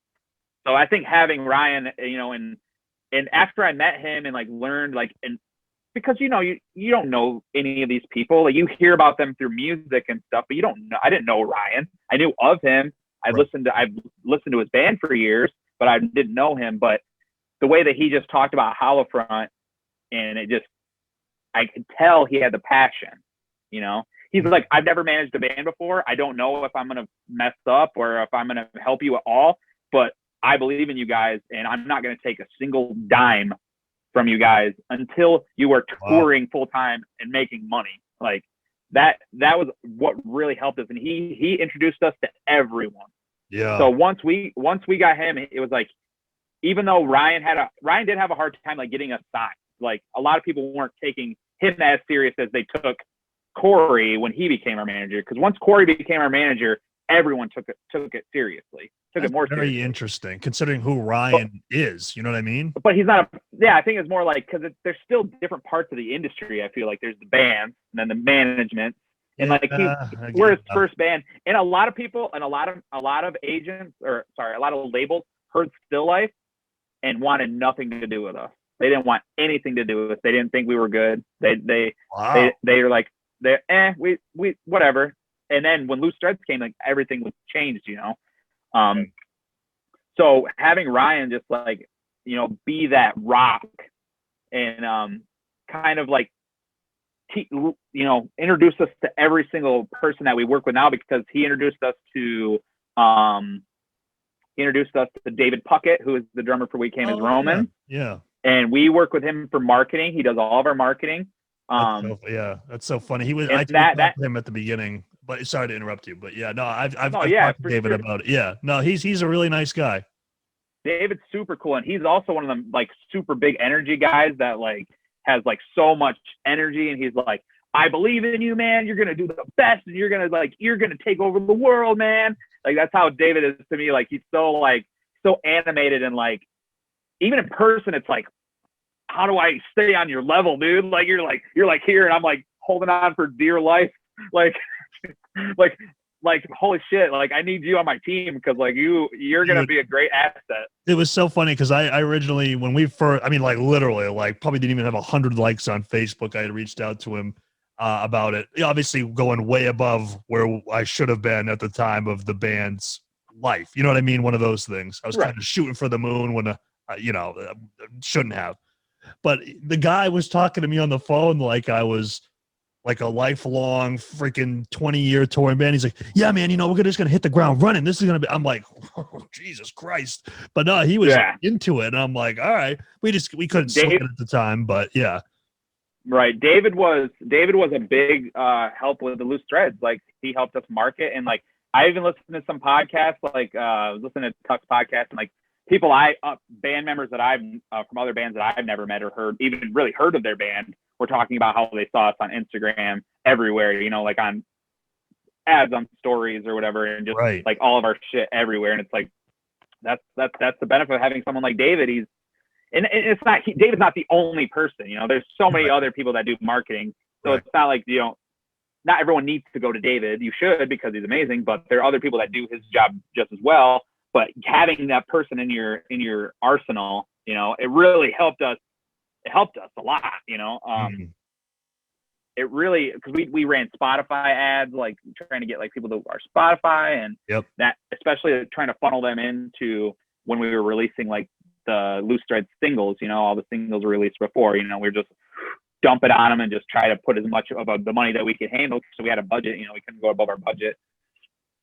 And so, all that's due to Ryan, man. Like, and that's bringing it back to Ryan. Just him introducing us to all these people, and these people then believing in us. Like, so meeting Ryan, story in short here, meeting Ryan was the best thing that happened to Hollow Front for sure.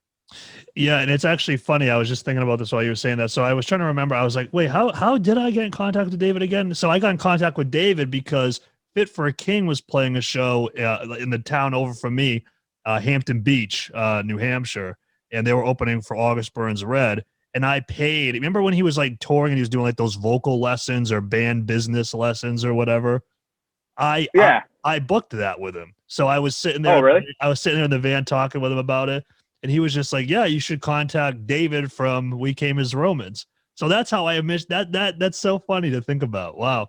But no, that's how I initially came into contact with David. And like I said, at the time we couldn't afford David because, we weren't even pricey. Yeah, well, no, it's not even that he's pricey. I think he's worth it. It's not that. I'm not saying that. He's definitely, it's definitely fair. It's just for a lot of bands that are just starting out, like you don't have that many, and not everybody can split as that much money a month when they got everything else going on, Exactly. And it was like I was saying, it was like when we were like literally like first starting, like we weren't even like aware that we were going to even do anything. You know what I mean? It was kind of like, you got to wait till you have stuff released. You got to wait until you have some kind of a present. There was nothing. Nothing. So totally. And I think now you guys could probably, you work with David now, right? No, we don't. So actually kind of tying back into David, he has like his courses and stuff like that. So we were trying to come up with ways to, get into like the online ad space. So I paid for his course and I took diligent notes, and obviously I don't do it as well as David probably does, but I do that for our band. Like I do that. Were you the one that sent me the screenshot of my interview with them? Or was that you? Maybe not. I don't think so. No. Cause I did one of the mentor online things. Oh, really? But I was a part of like a seminar where I had a very short amount of time. I was only on like for 15 minutes, and they had like a bunch of speakers. But I remember somebody like sent me a thing saying, "Oh, I see you," like because they were taking the course too. Well, I'm just mistaken. Oh no, that's cool. No, that's cool. No, this was his course where it was like he would literally walk you through step by step how to set up the Facebook ads, like all the different like things. Oh, like straight up, yeah. Yeah, and I had a notebook, and I'm just like fucking taking furious notes, and then I'm like slowly over time, like trying to figure out more and more and more. And so I didn't even want to, dude. I just wanted to pay him. Like, I don't want to. No, I mean, listen, yeah, dude, we struggled with that stuff for years, like doing boost posts that were just like not doing anything and just wasting money. Like I didn't know anything, so it was like having someone who already does know. It's like, yeah, give me that guy. Yeah, no. But I mean, if you can learn that stuff, like obviously that's a skill. Like I think if they can get a person in the band who does music videos, photography, a guy who does t-shirt designs, if they got a guy who writes the music, if they got a guy who, if they can get all those people in the one band, that's like a super band, Yeah, that's a great point. Like, and I think that I've tried to do that. Like I've tried to get the best people, like Dakota, like especially like his singing and like his guitar playing and like his presence and attitude, like getting him in the band was like a really big like win for us, because like his voice is beautiful. And Hollow Front, I mean, and I can sing kind of, like, I guess I'm a lot more humble about it than I probably should be. I should probably be more confident because I'm a front man, but I feel like he's the way better singer. So like him singing like definitely elevates the music. And so him being in the band, the asset of him coming into the band was huge. Yeah. So I mean, you just get those, all those members, because going back to kick out the weak members and get the better members. It's true though. I mean, it's almost like oh, you're a bass player, that's great, but can you also shoot videos? And it's almost like right nowadays. But so Brandon made himself. Brandon it doesn't really do like any of that stuff, but he made himself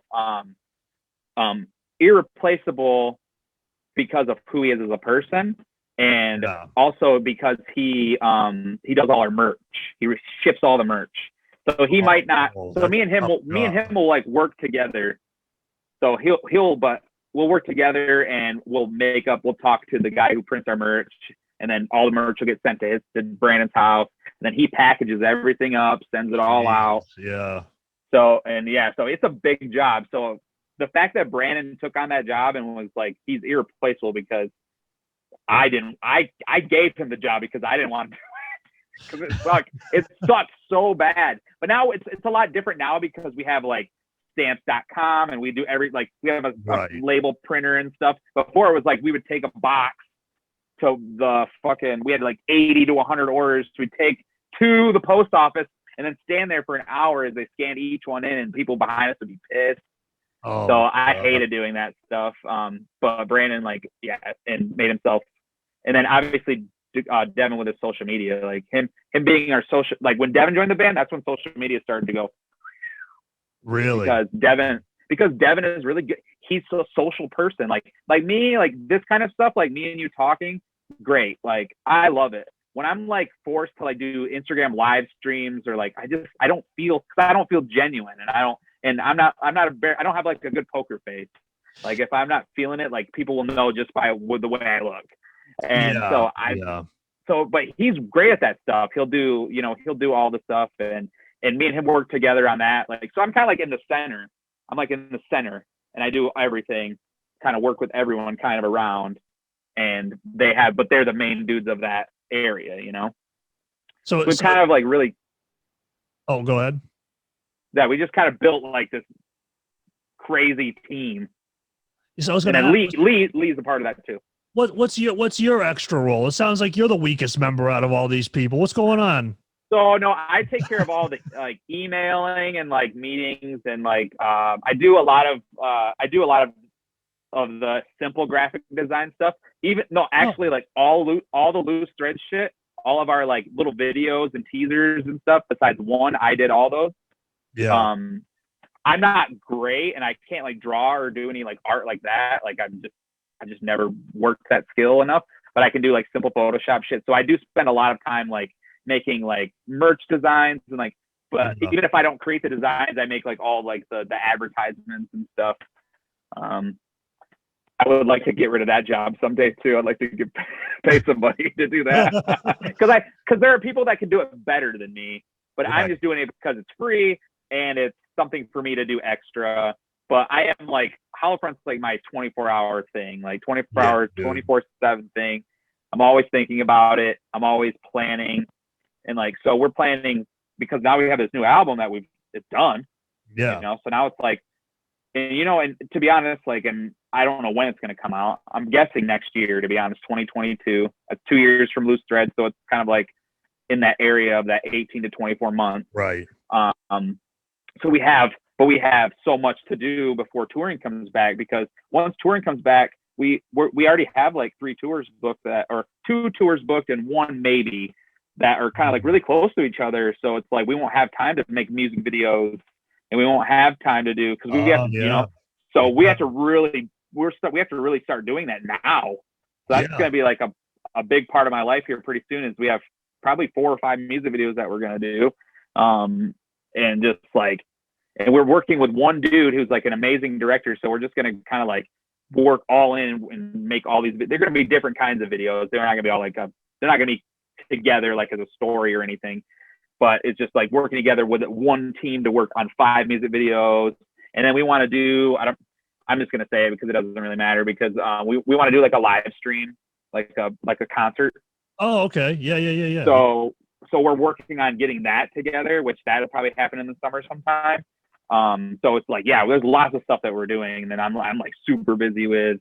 Yeah, but I give everybody else has their main job, and then I kind of help them too.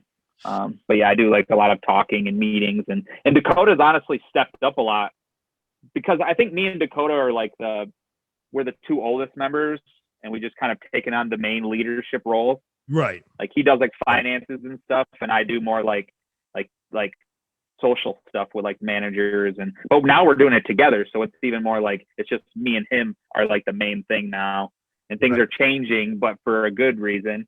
And you know, we have Lee too, because Lee is a part of the group. You know, he's been a part of the group, and him coming to the studio with us for that month made him even more of a part of the group. So we have him as an asset, even if he's not, you know, announced in the band, you know, even though he's not on the Facebook page as the guitar player. You know, he's not in the promo photos. Yeah, he's in a couple promo photos, because we were in Philadelphia. Okay, cool. Yeah, so if you look at our Instagram, there's a couple of promo photos with him in it, but we were all together, and it's like, he's with us. I don't want him to not be in the picture, you know. That's awesome. He's here. He's here working with us, and he's as much Holofront as any of the other members of the band, you know. Yeah. So that's really cool. Having him as he's a great asset too, man. He's good. Yeah, no, and it's important to, you know, for people that kind of have, you know, different roles throughout the band. And I think that it's almost kind of like if people are good in a lane, just stay in the lane. You know what I mean? Like, I can't write music. I can't play guitar. I mean, if you wanted me to write, I can't do that. I'd have no idea. I mean, lyrics I could do, but yeah, I don't do music. I leave that to Lee and Dakota. Right. And they, you know, I'm in the room and I make suggestions, because I think that I know how songs, like if I hear something, like, okay, I'll use one of our songs, Left Behind. At the end, there's a huge breakdown. Originally, Lee didn't have that breakdown there, and he had something else that was quicker. And it was like, I was like, in my head, I was like, dude, there needs to be something that just smashes at the end of the song. And he's like, we fought about it, like not debated about it for back and forth. And then he's like, all right, we'll try it. And if it works, it works. So we tried it. And it's like, so I can do stuff like that, but I'm not going to be like, now I think the breakdown should sound like this. If it does, my voice is going to go, dude, John, John. Yeah. And they're going to be like, they're going to listen to me, and they're going to be like, shut up. Yeah, like, I call it mouth riffs, and I also call myself like the red ink, so to speak, because let's just be honest, Tyler. It sounds like we kind of have similar guitar players in terms of, you know, how they think. You got to rein in these guitar players. You got to be like, listen, you got to stop shredding all over the place. You got to have it. We got to do that with them, and we got to do that with Devin, because Devin, if you don't rein in Devin will be like. I was like, dude, we know you can play fast, but like you can't do that like through the whole song. Yeah, you can't be 300 BPM for 3 minutes straight.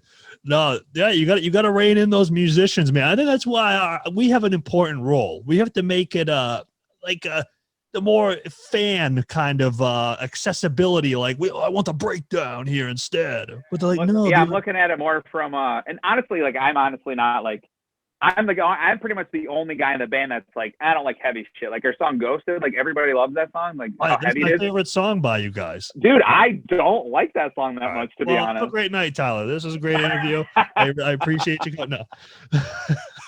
That's just how it is for me. Like the heaviest song, but okay, so the heavy song on the new album, I actually really like that one. I really like that one. Because I wanted more, I wanted less and less like bah, bah, bah.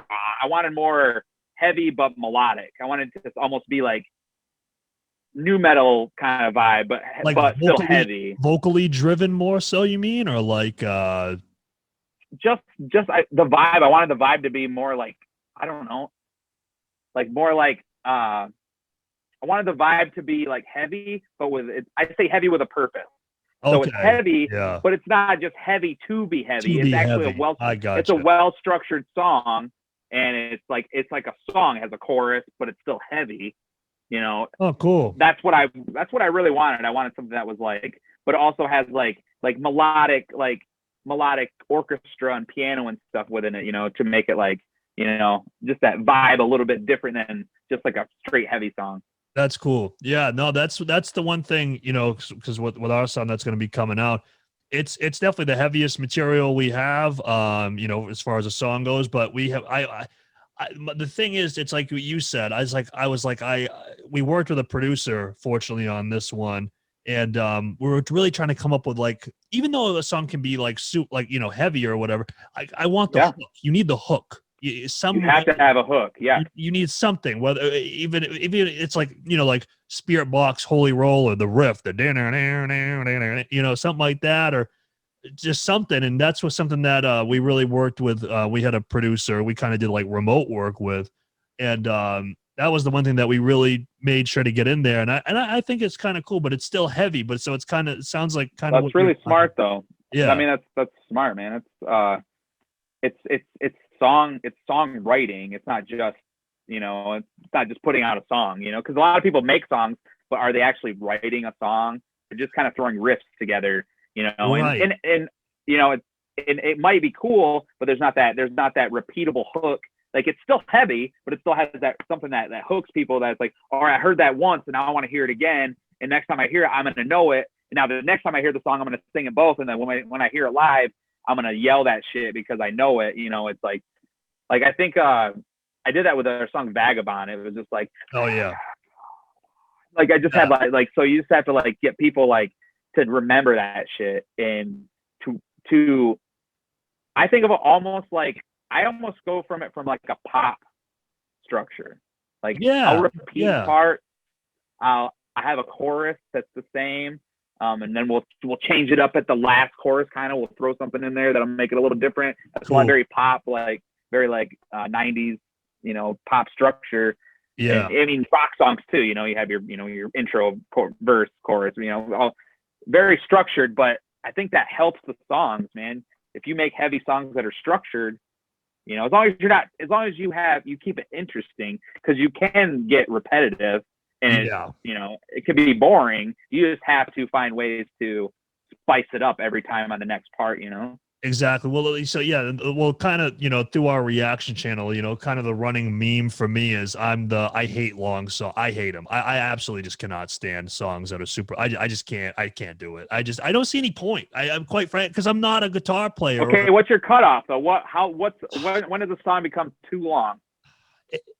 I think really what it is, man, is that it's like, I just feel like with music, there reaches a point where like the hooks are forgotten and it's more just a showcase of talent. So if you can make a song 7 minutes and have like a hook or two, maybe with a 7-minute song, but if you can kind of string me along, if you can string me along through that, then that's great. But if it's just, But a problem too with long songs is that the hook, if they use it throughout the whole song, and then it gets boring and repetitive. You've heard that exactly. So that's the problem. And so like for me, man, like I told you, my favorite bands in Euro, they're closer to the 2-minute mark than the 4. You know what I mean? Like they definitely keep it short, sweet, to the point. So no, but that's. I'll send you the track if you're interested, because I think that you'd probably enjoy it, because like the hook that we kind of came up with, because the song is called Deadbeat Lullaby, and so yeah, I've seen all your funny marketing that you've been doing with your tour flyer. Dude, I came up. I was talking because I was working with a graphic designer on that. And I'm like, dude, that would be so fucking funny, because it would be like also like kind of mean, but also kind of funny at the same time, because tours aren't happening. And I was like, I think that would be kind of cool. But yeah, no, man, with this song, it's like there's I could send it to you. I won't do it justice if I try to explain. All right, but don't send it to me. I just want to give you a stream. I want you to, don't send it to me. I want to it's going to be out in a few hours. I'll be awake. I'll listen to it. Yeah. And I'll tell you what I think of it. Yeah. I want to get you a stream, I want to get you some streams. Okay, I want to watch your video. Yeah, no, I appreciate that. No, because I try not to be one of those guys like, hey man, you should listen to my music. But you know what I mean? But dude, you have to be. Don't ever feel like you should tell everyone to listen to your music. So even if you feel a little dumb about it, just because even if they say, nah, you're like, whatever, it's cool. But if they listen to it, you might have a fan. Just keep telling people. Yeah, no, well, because I mean, dude, I'll be straight up, man. Like, this is kind of like that one song where I'm like, damn, you know what I mean? Like, I'm sure with this last record you just recorded, you probably have a few songs where you're like, yeah, I like that one, but that one, damn. Yeah. So honestly, on this new record, I feel like every song is here. There's a couple that kind of drop a little, but they have to. You can't have every song be the best song, right? But for me, we pulled it together as a team for this one. I'm excited. It's not like we're not doing much different than we did on Loose Threads, but we're just doing that, but more refined, I guess, and a little bit more fun. We're bringing a little bit more fun to a little bit more energy to some of the songs, because like I want to play in front of crowds of like 1,000 people, and I want to see them fucking move and jump, and that's my goal. I don't want to, I want mosh pits and all that stuff too, but I just want people to jump, and I want everybody to be moving, not just the people in the mosh pit, Exactly. Yeah. So I guess, kind of talk, because I mean, we should probably talk about, it was to what you can anyway about the new record. I mean, it's probably, we're trying to. I can talk about pretty much none of it. Yeah, right. No, I was just gonna say that my main question really was, because obviously you've worked with Lee up until this point. Like, it's kind of a generic question, I guess, but it's interesting. I mean, especially from your vantage point, like, what was kind of the thing that you were kind of like, oh, okay, like this is a different kind of experience, like working with these guys. Like, what was like kind of like oh damn, like that really helped us mostly. Yeah. So mostly with vocals, because so with guitar and all that, like we brought in 16, 17 demos, right? So we had like a bunch, and we narrowed it down to 15, and then we narrowed it down to 12. Okay. So, but we had the other 3 that were in the reserve just in case we got done, because we would, if we had the time, we were going to do those to, for some kind of a deluxe or something, sure, to put on later, but we never got to that. We only worked on the 12 songs, and we worked our asses off on those 12 songs. But for me, I've always worked with Lee with vocals, and Lee has always recorded this stuff, but vocally, I've always worked with him. But Lee was not even in the room most of the time when we were doing vocals. So Lee was up recording, him and Dakota. Well, Dakota would kind of swap between, because he plays guitar and he, sings, so he'd be coming to both areas. But Lee would mostly be doing the guitar, because he's a god at tracking. So he's tracking, and so working with Grant, he has perfect pitch. So I've never worked with someone who has perfect pitch before, and that really helped us. Like, he could sing a part that I just couldn't really come up with, like he really helped mold some parts and get some takes out of it that I don't know if we would have gotten with Lee, not because I think we just felt pushed more. At least we would have been comfortable, you know. Whereas here, right. Whereas here we are out of our element. We're on the edge, you know, like we want to prove something because we don't want to come to these people that have worked with these amazing bands and just kind of flop. Like that would be awful. And I would that hermit situation that we were talking about earlier, I would crawl in, you know, the beard, and like that would be me, because I'd be ashamed. Yeah. Nobody in town, like nobody even knows. I mean, majority of people in the city probably don't even know who we are, but they'd be like, that guy, he fucked it all up. So I don't want to be that guy. I don't want to. So it made us work harder, and luckily they were so easy to work with. And Grant, especially because I worked with him the most, he was so good to work with, and he was so like good at his job. Like things were done once a day, like every day we would get a new song done, you know, almost if the lyrics were completed, because there'd be some days where we'd have writing days and we just kind of map out the song and then come the next day and kind of crush it. And I did have one section of a week where my voice felt like shit, which sucked, pissed me off. So there was a couple days where I kind of rested. But then I just wrote. But so yeah, he helped with writing too. Like he helped us write parts, and like that's going back to your question. That's the most like difference. Like, you know, working with them, you know, it was they've worked so long on doing other bands and bigger bands that are at a higher level of, you know, where we want to be. Right. So we're in their wheelhouse of bands. You know, we're the kind of band that they record. Well, I mean, listen, I mean, you're at 309,137 monthly listeners. So, I mean, Tyler, come on. I mean, you're pushing the bar. I mean, you know, you're not like this little band. It still feels like we are, though, man. It hasn't hit me yet because it's all internet. Like it's like we haven't seen it in person yet. Like it's Spotify, like we're doing. Say it, you know. Once we go on tour, like I think then it'll probably hit me that like things are real, man. Like, because like our first tour back is huge. Like I can't say what it is, but it is huge. So it's gonna be like, that's gonna be the other thing. We got to prove ourselves there too. And it's not just proving ourselves on recording a new album, you know, because we had something to prove to the label too. Because, you know, they've given us this money. We want to make sure that they get a product that they enjoy. And I think that, you know, I haven't heard extensively what they think about it yet because I haven't talked to them personally, but I've heard from our managers that they really like it, and we have a core amount of songs that we're using for singles that everybody's agreed on that they like. But yeah, like touring, we want to like prove that we're good live, you know. We don't want to play with like these bigger bands, like, because they're it's a legacy band. Honestly, it's like a big band that's been around for 10, 12, 15 years. So it's like, we don't want to like screw that up with the people. Like, we don't want to like, I don't know. I just don't want to go up there and be the band that flops, you know. I want to be. You don't want to be. Yeah, and I get what you mean. You don't want to be the band that you blew up on Dreambound, and that's the. You know, I know what you're saying. I want to go. Yeah, I want to elevate past an internet band, you know. Right. And that's why it's like, because it hasn't really hit us yet, because I still work a job. I still like.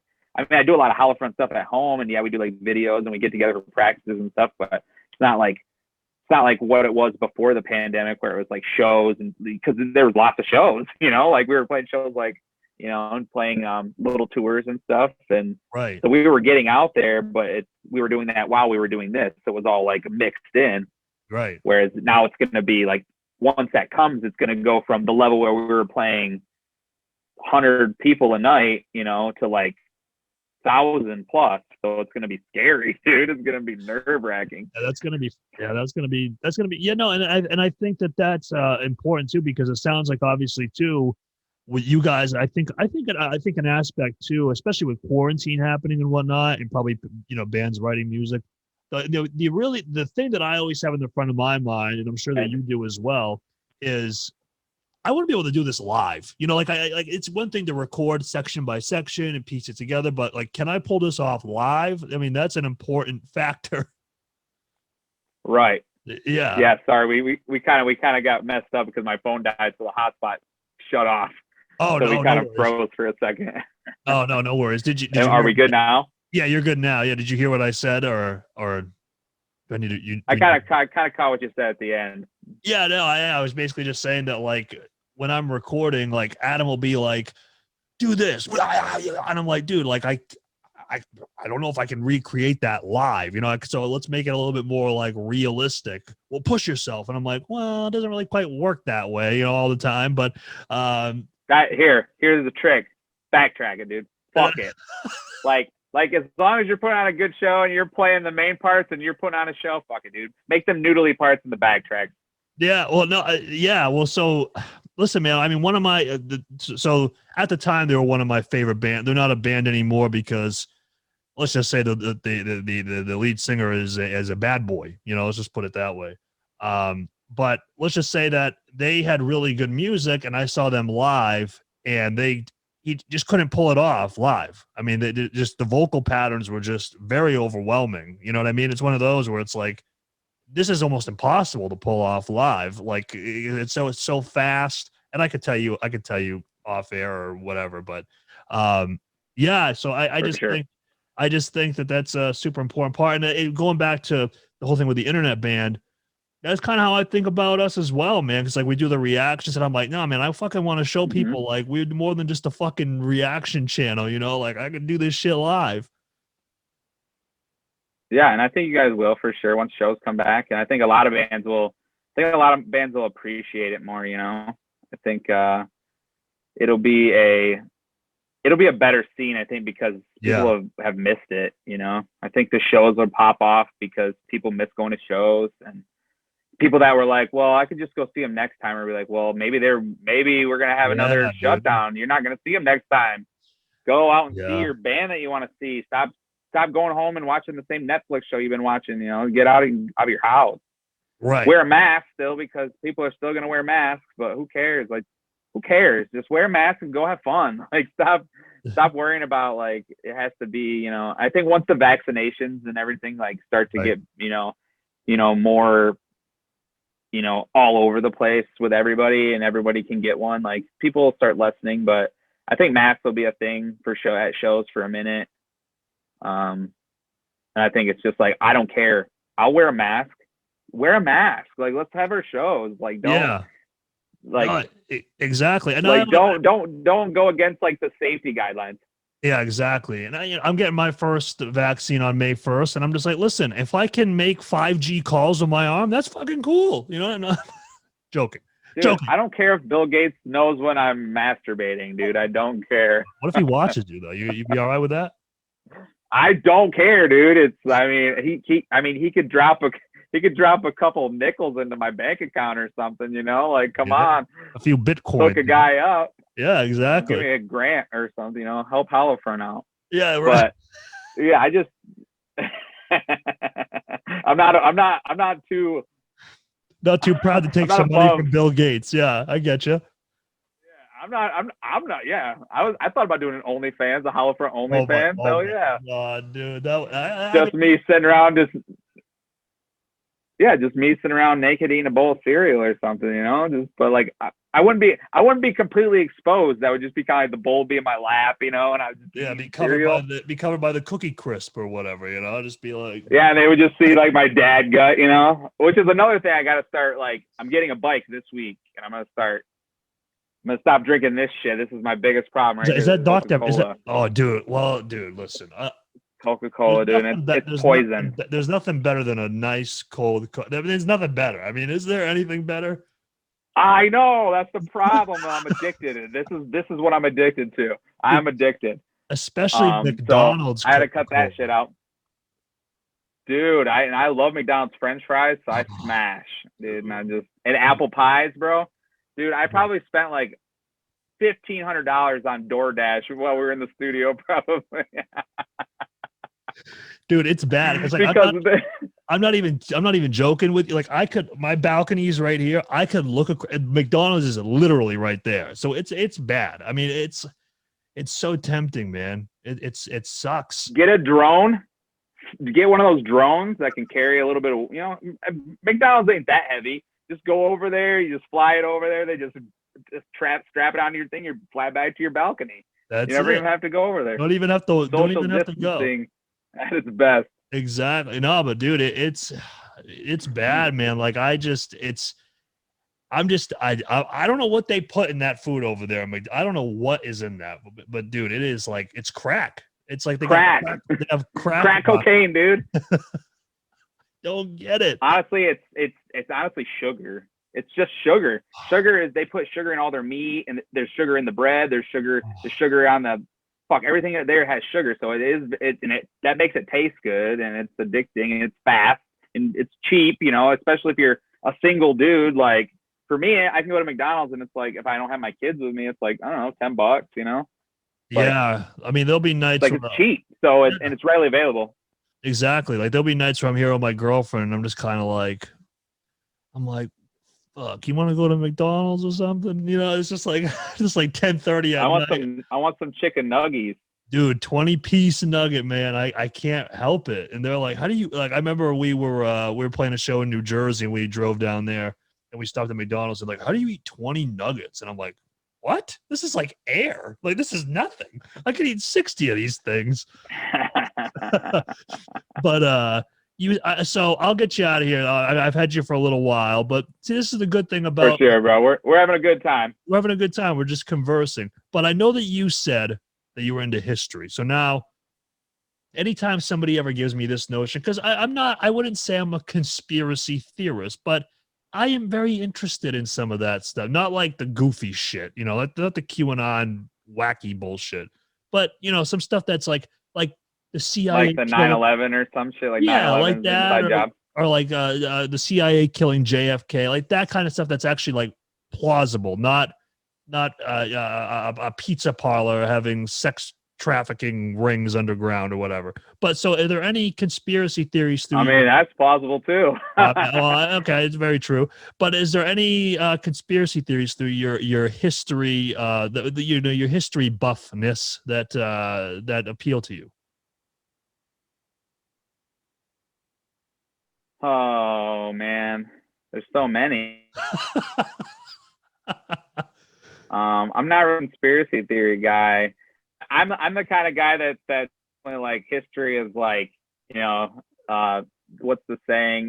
History is written by the conqueror, the whoever, you know, is history goes by whoever is like on top, you know, like everything we were taught in school is bullshit, you know, like Native Americans and all that shit, like in whatever they taught us about Thanksgiving and all that, you know, how we came to about this land and how we continue to hold on to this land. But like I'm not really like in my honest opinion, 9/11 sketchy as fuck. That's about as like where that's where I sit with conspiracies and shit. Like the whole JFK thing, plausible. I think that because he was a very like outspoken and he was against the status quo. Right. And he was fucking with some shit that they didn't want him to fuck with. Dude, they fucking killed it. Like that to me maybe. Yeah, they fucking killed. And then it's fucking weird that it's weird that his son just disappears, like you know, on a plane just disappears. And you know, but that could all be coincidences, you know. But it is crazy, and, you know.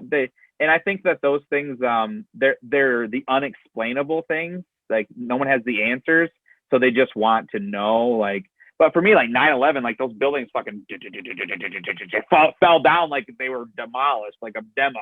Yeah. Like not just a plane crashed into it. To me, that's like I've watched some documentaries, and I think even some of those documentaries go too far, go to the extreme, and it's like, well, okay, now you're taking it too far.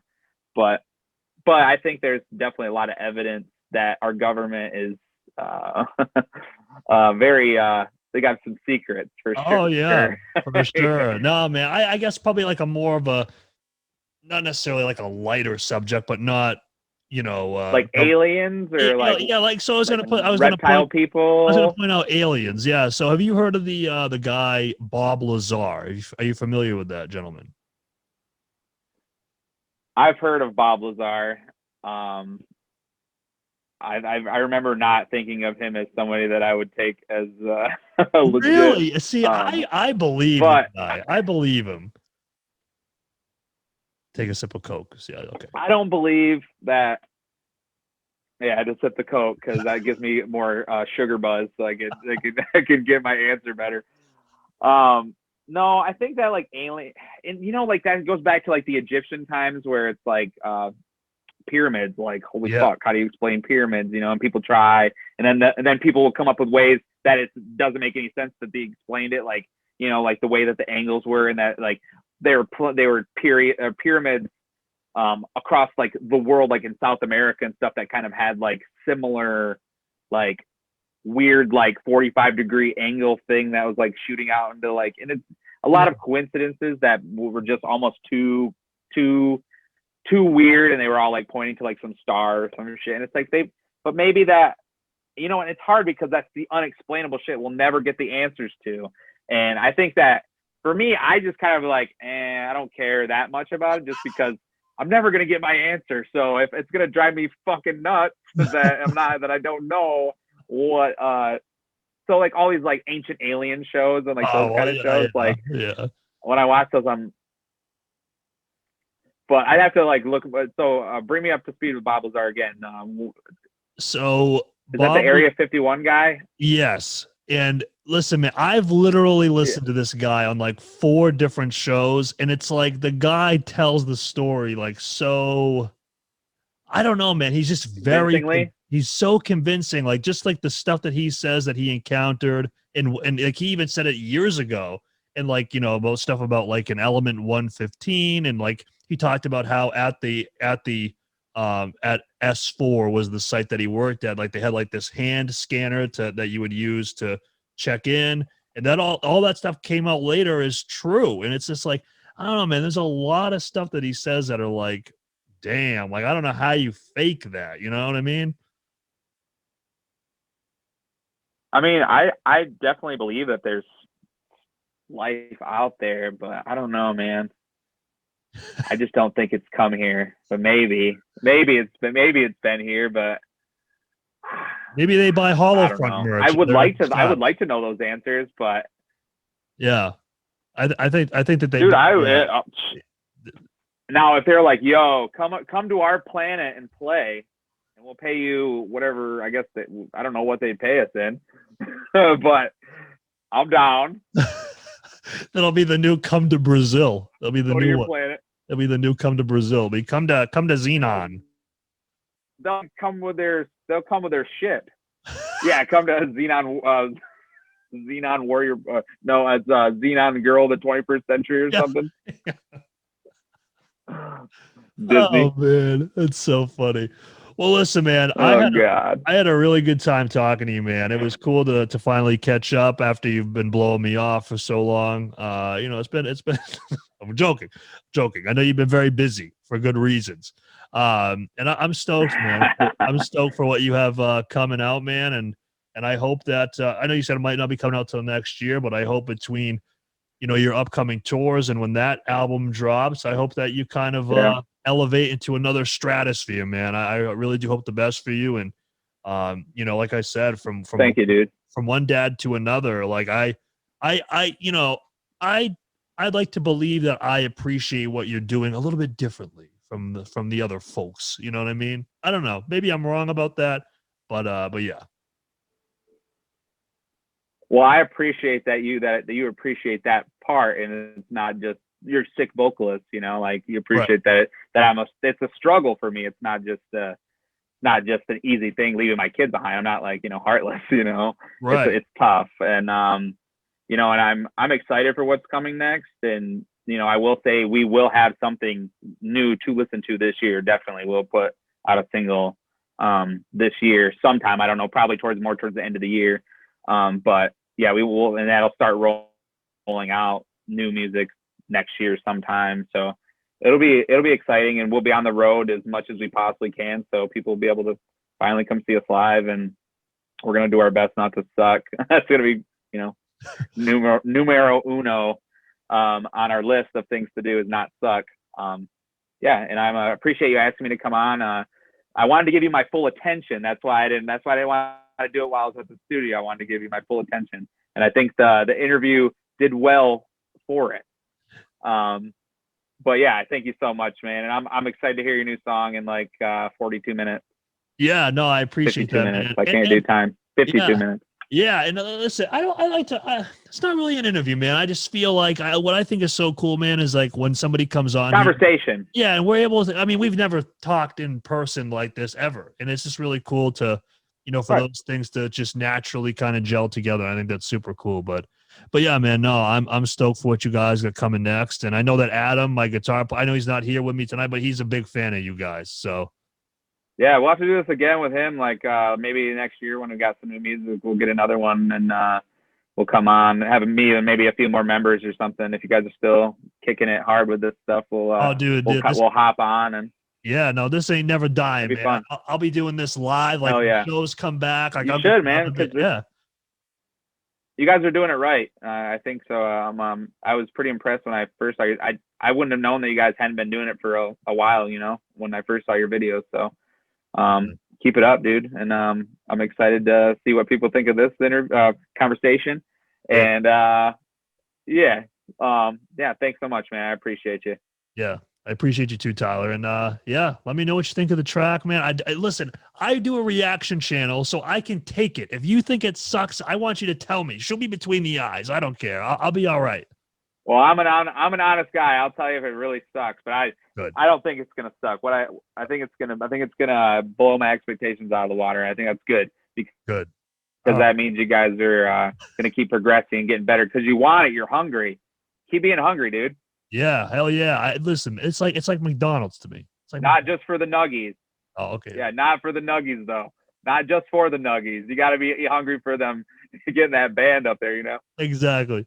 Well, listen, Tyler, thank you so much, man. And I think I speak for everybody, but we're all super pumped for what you guys are coming next. And yeah, man, if you want to just stick around, I'll say bye to you off air because ending these conversations are always they're kind of weird. So I'll say bye to you off air. Right, for sure.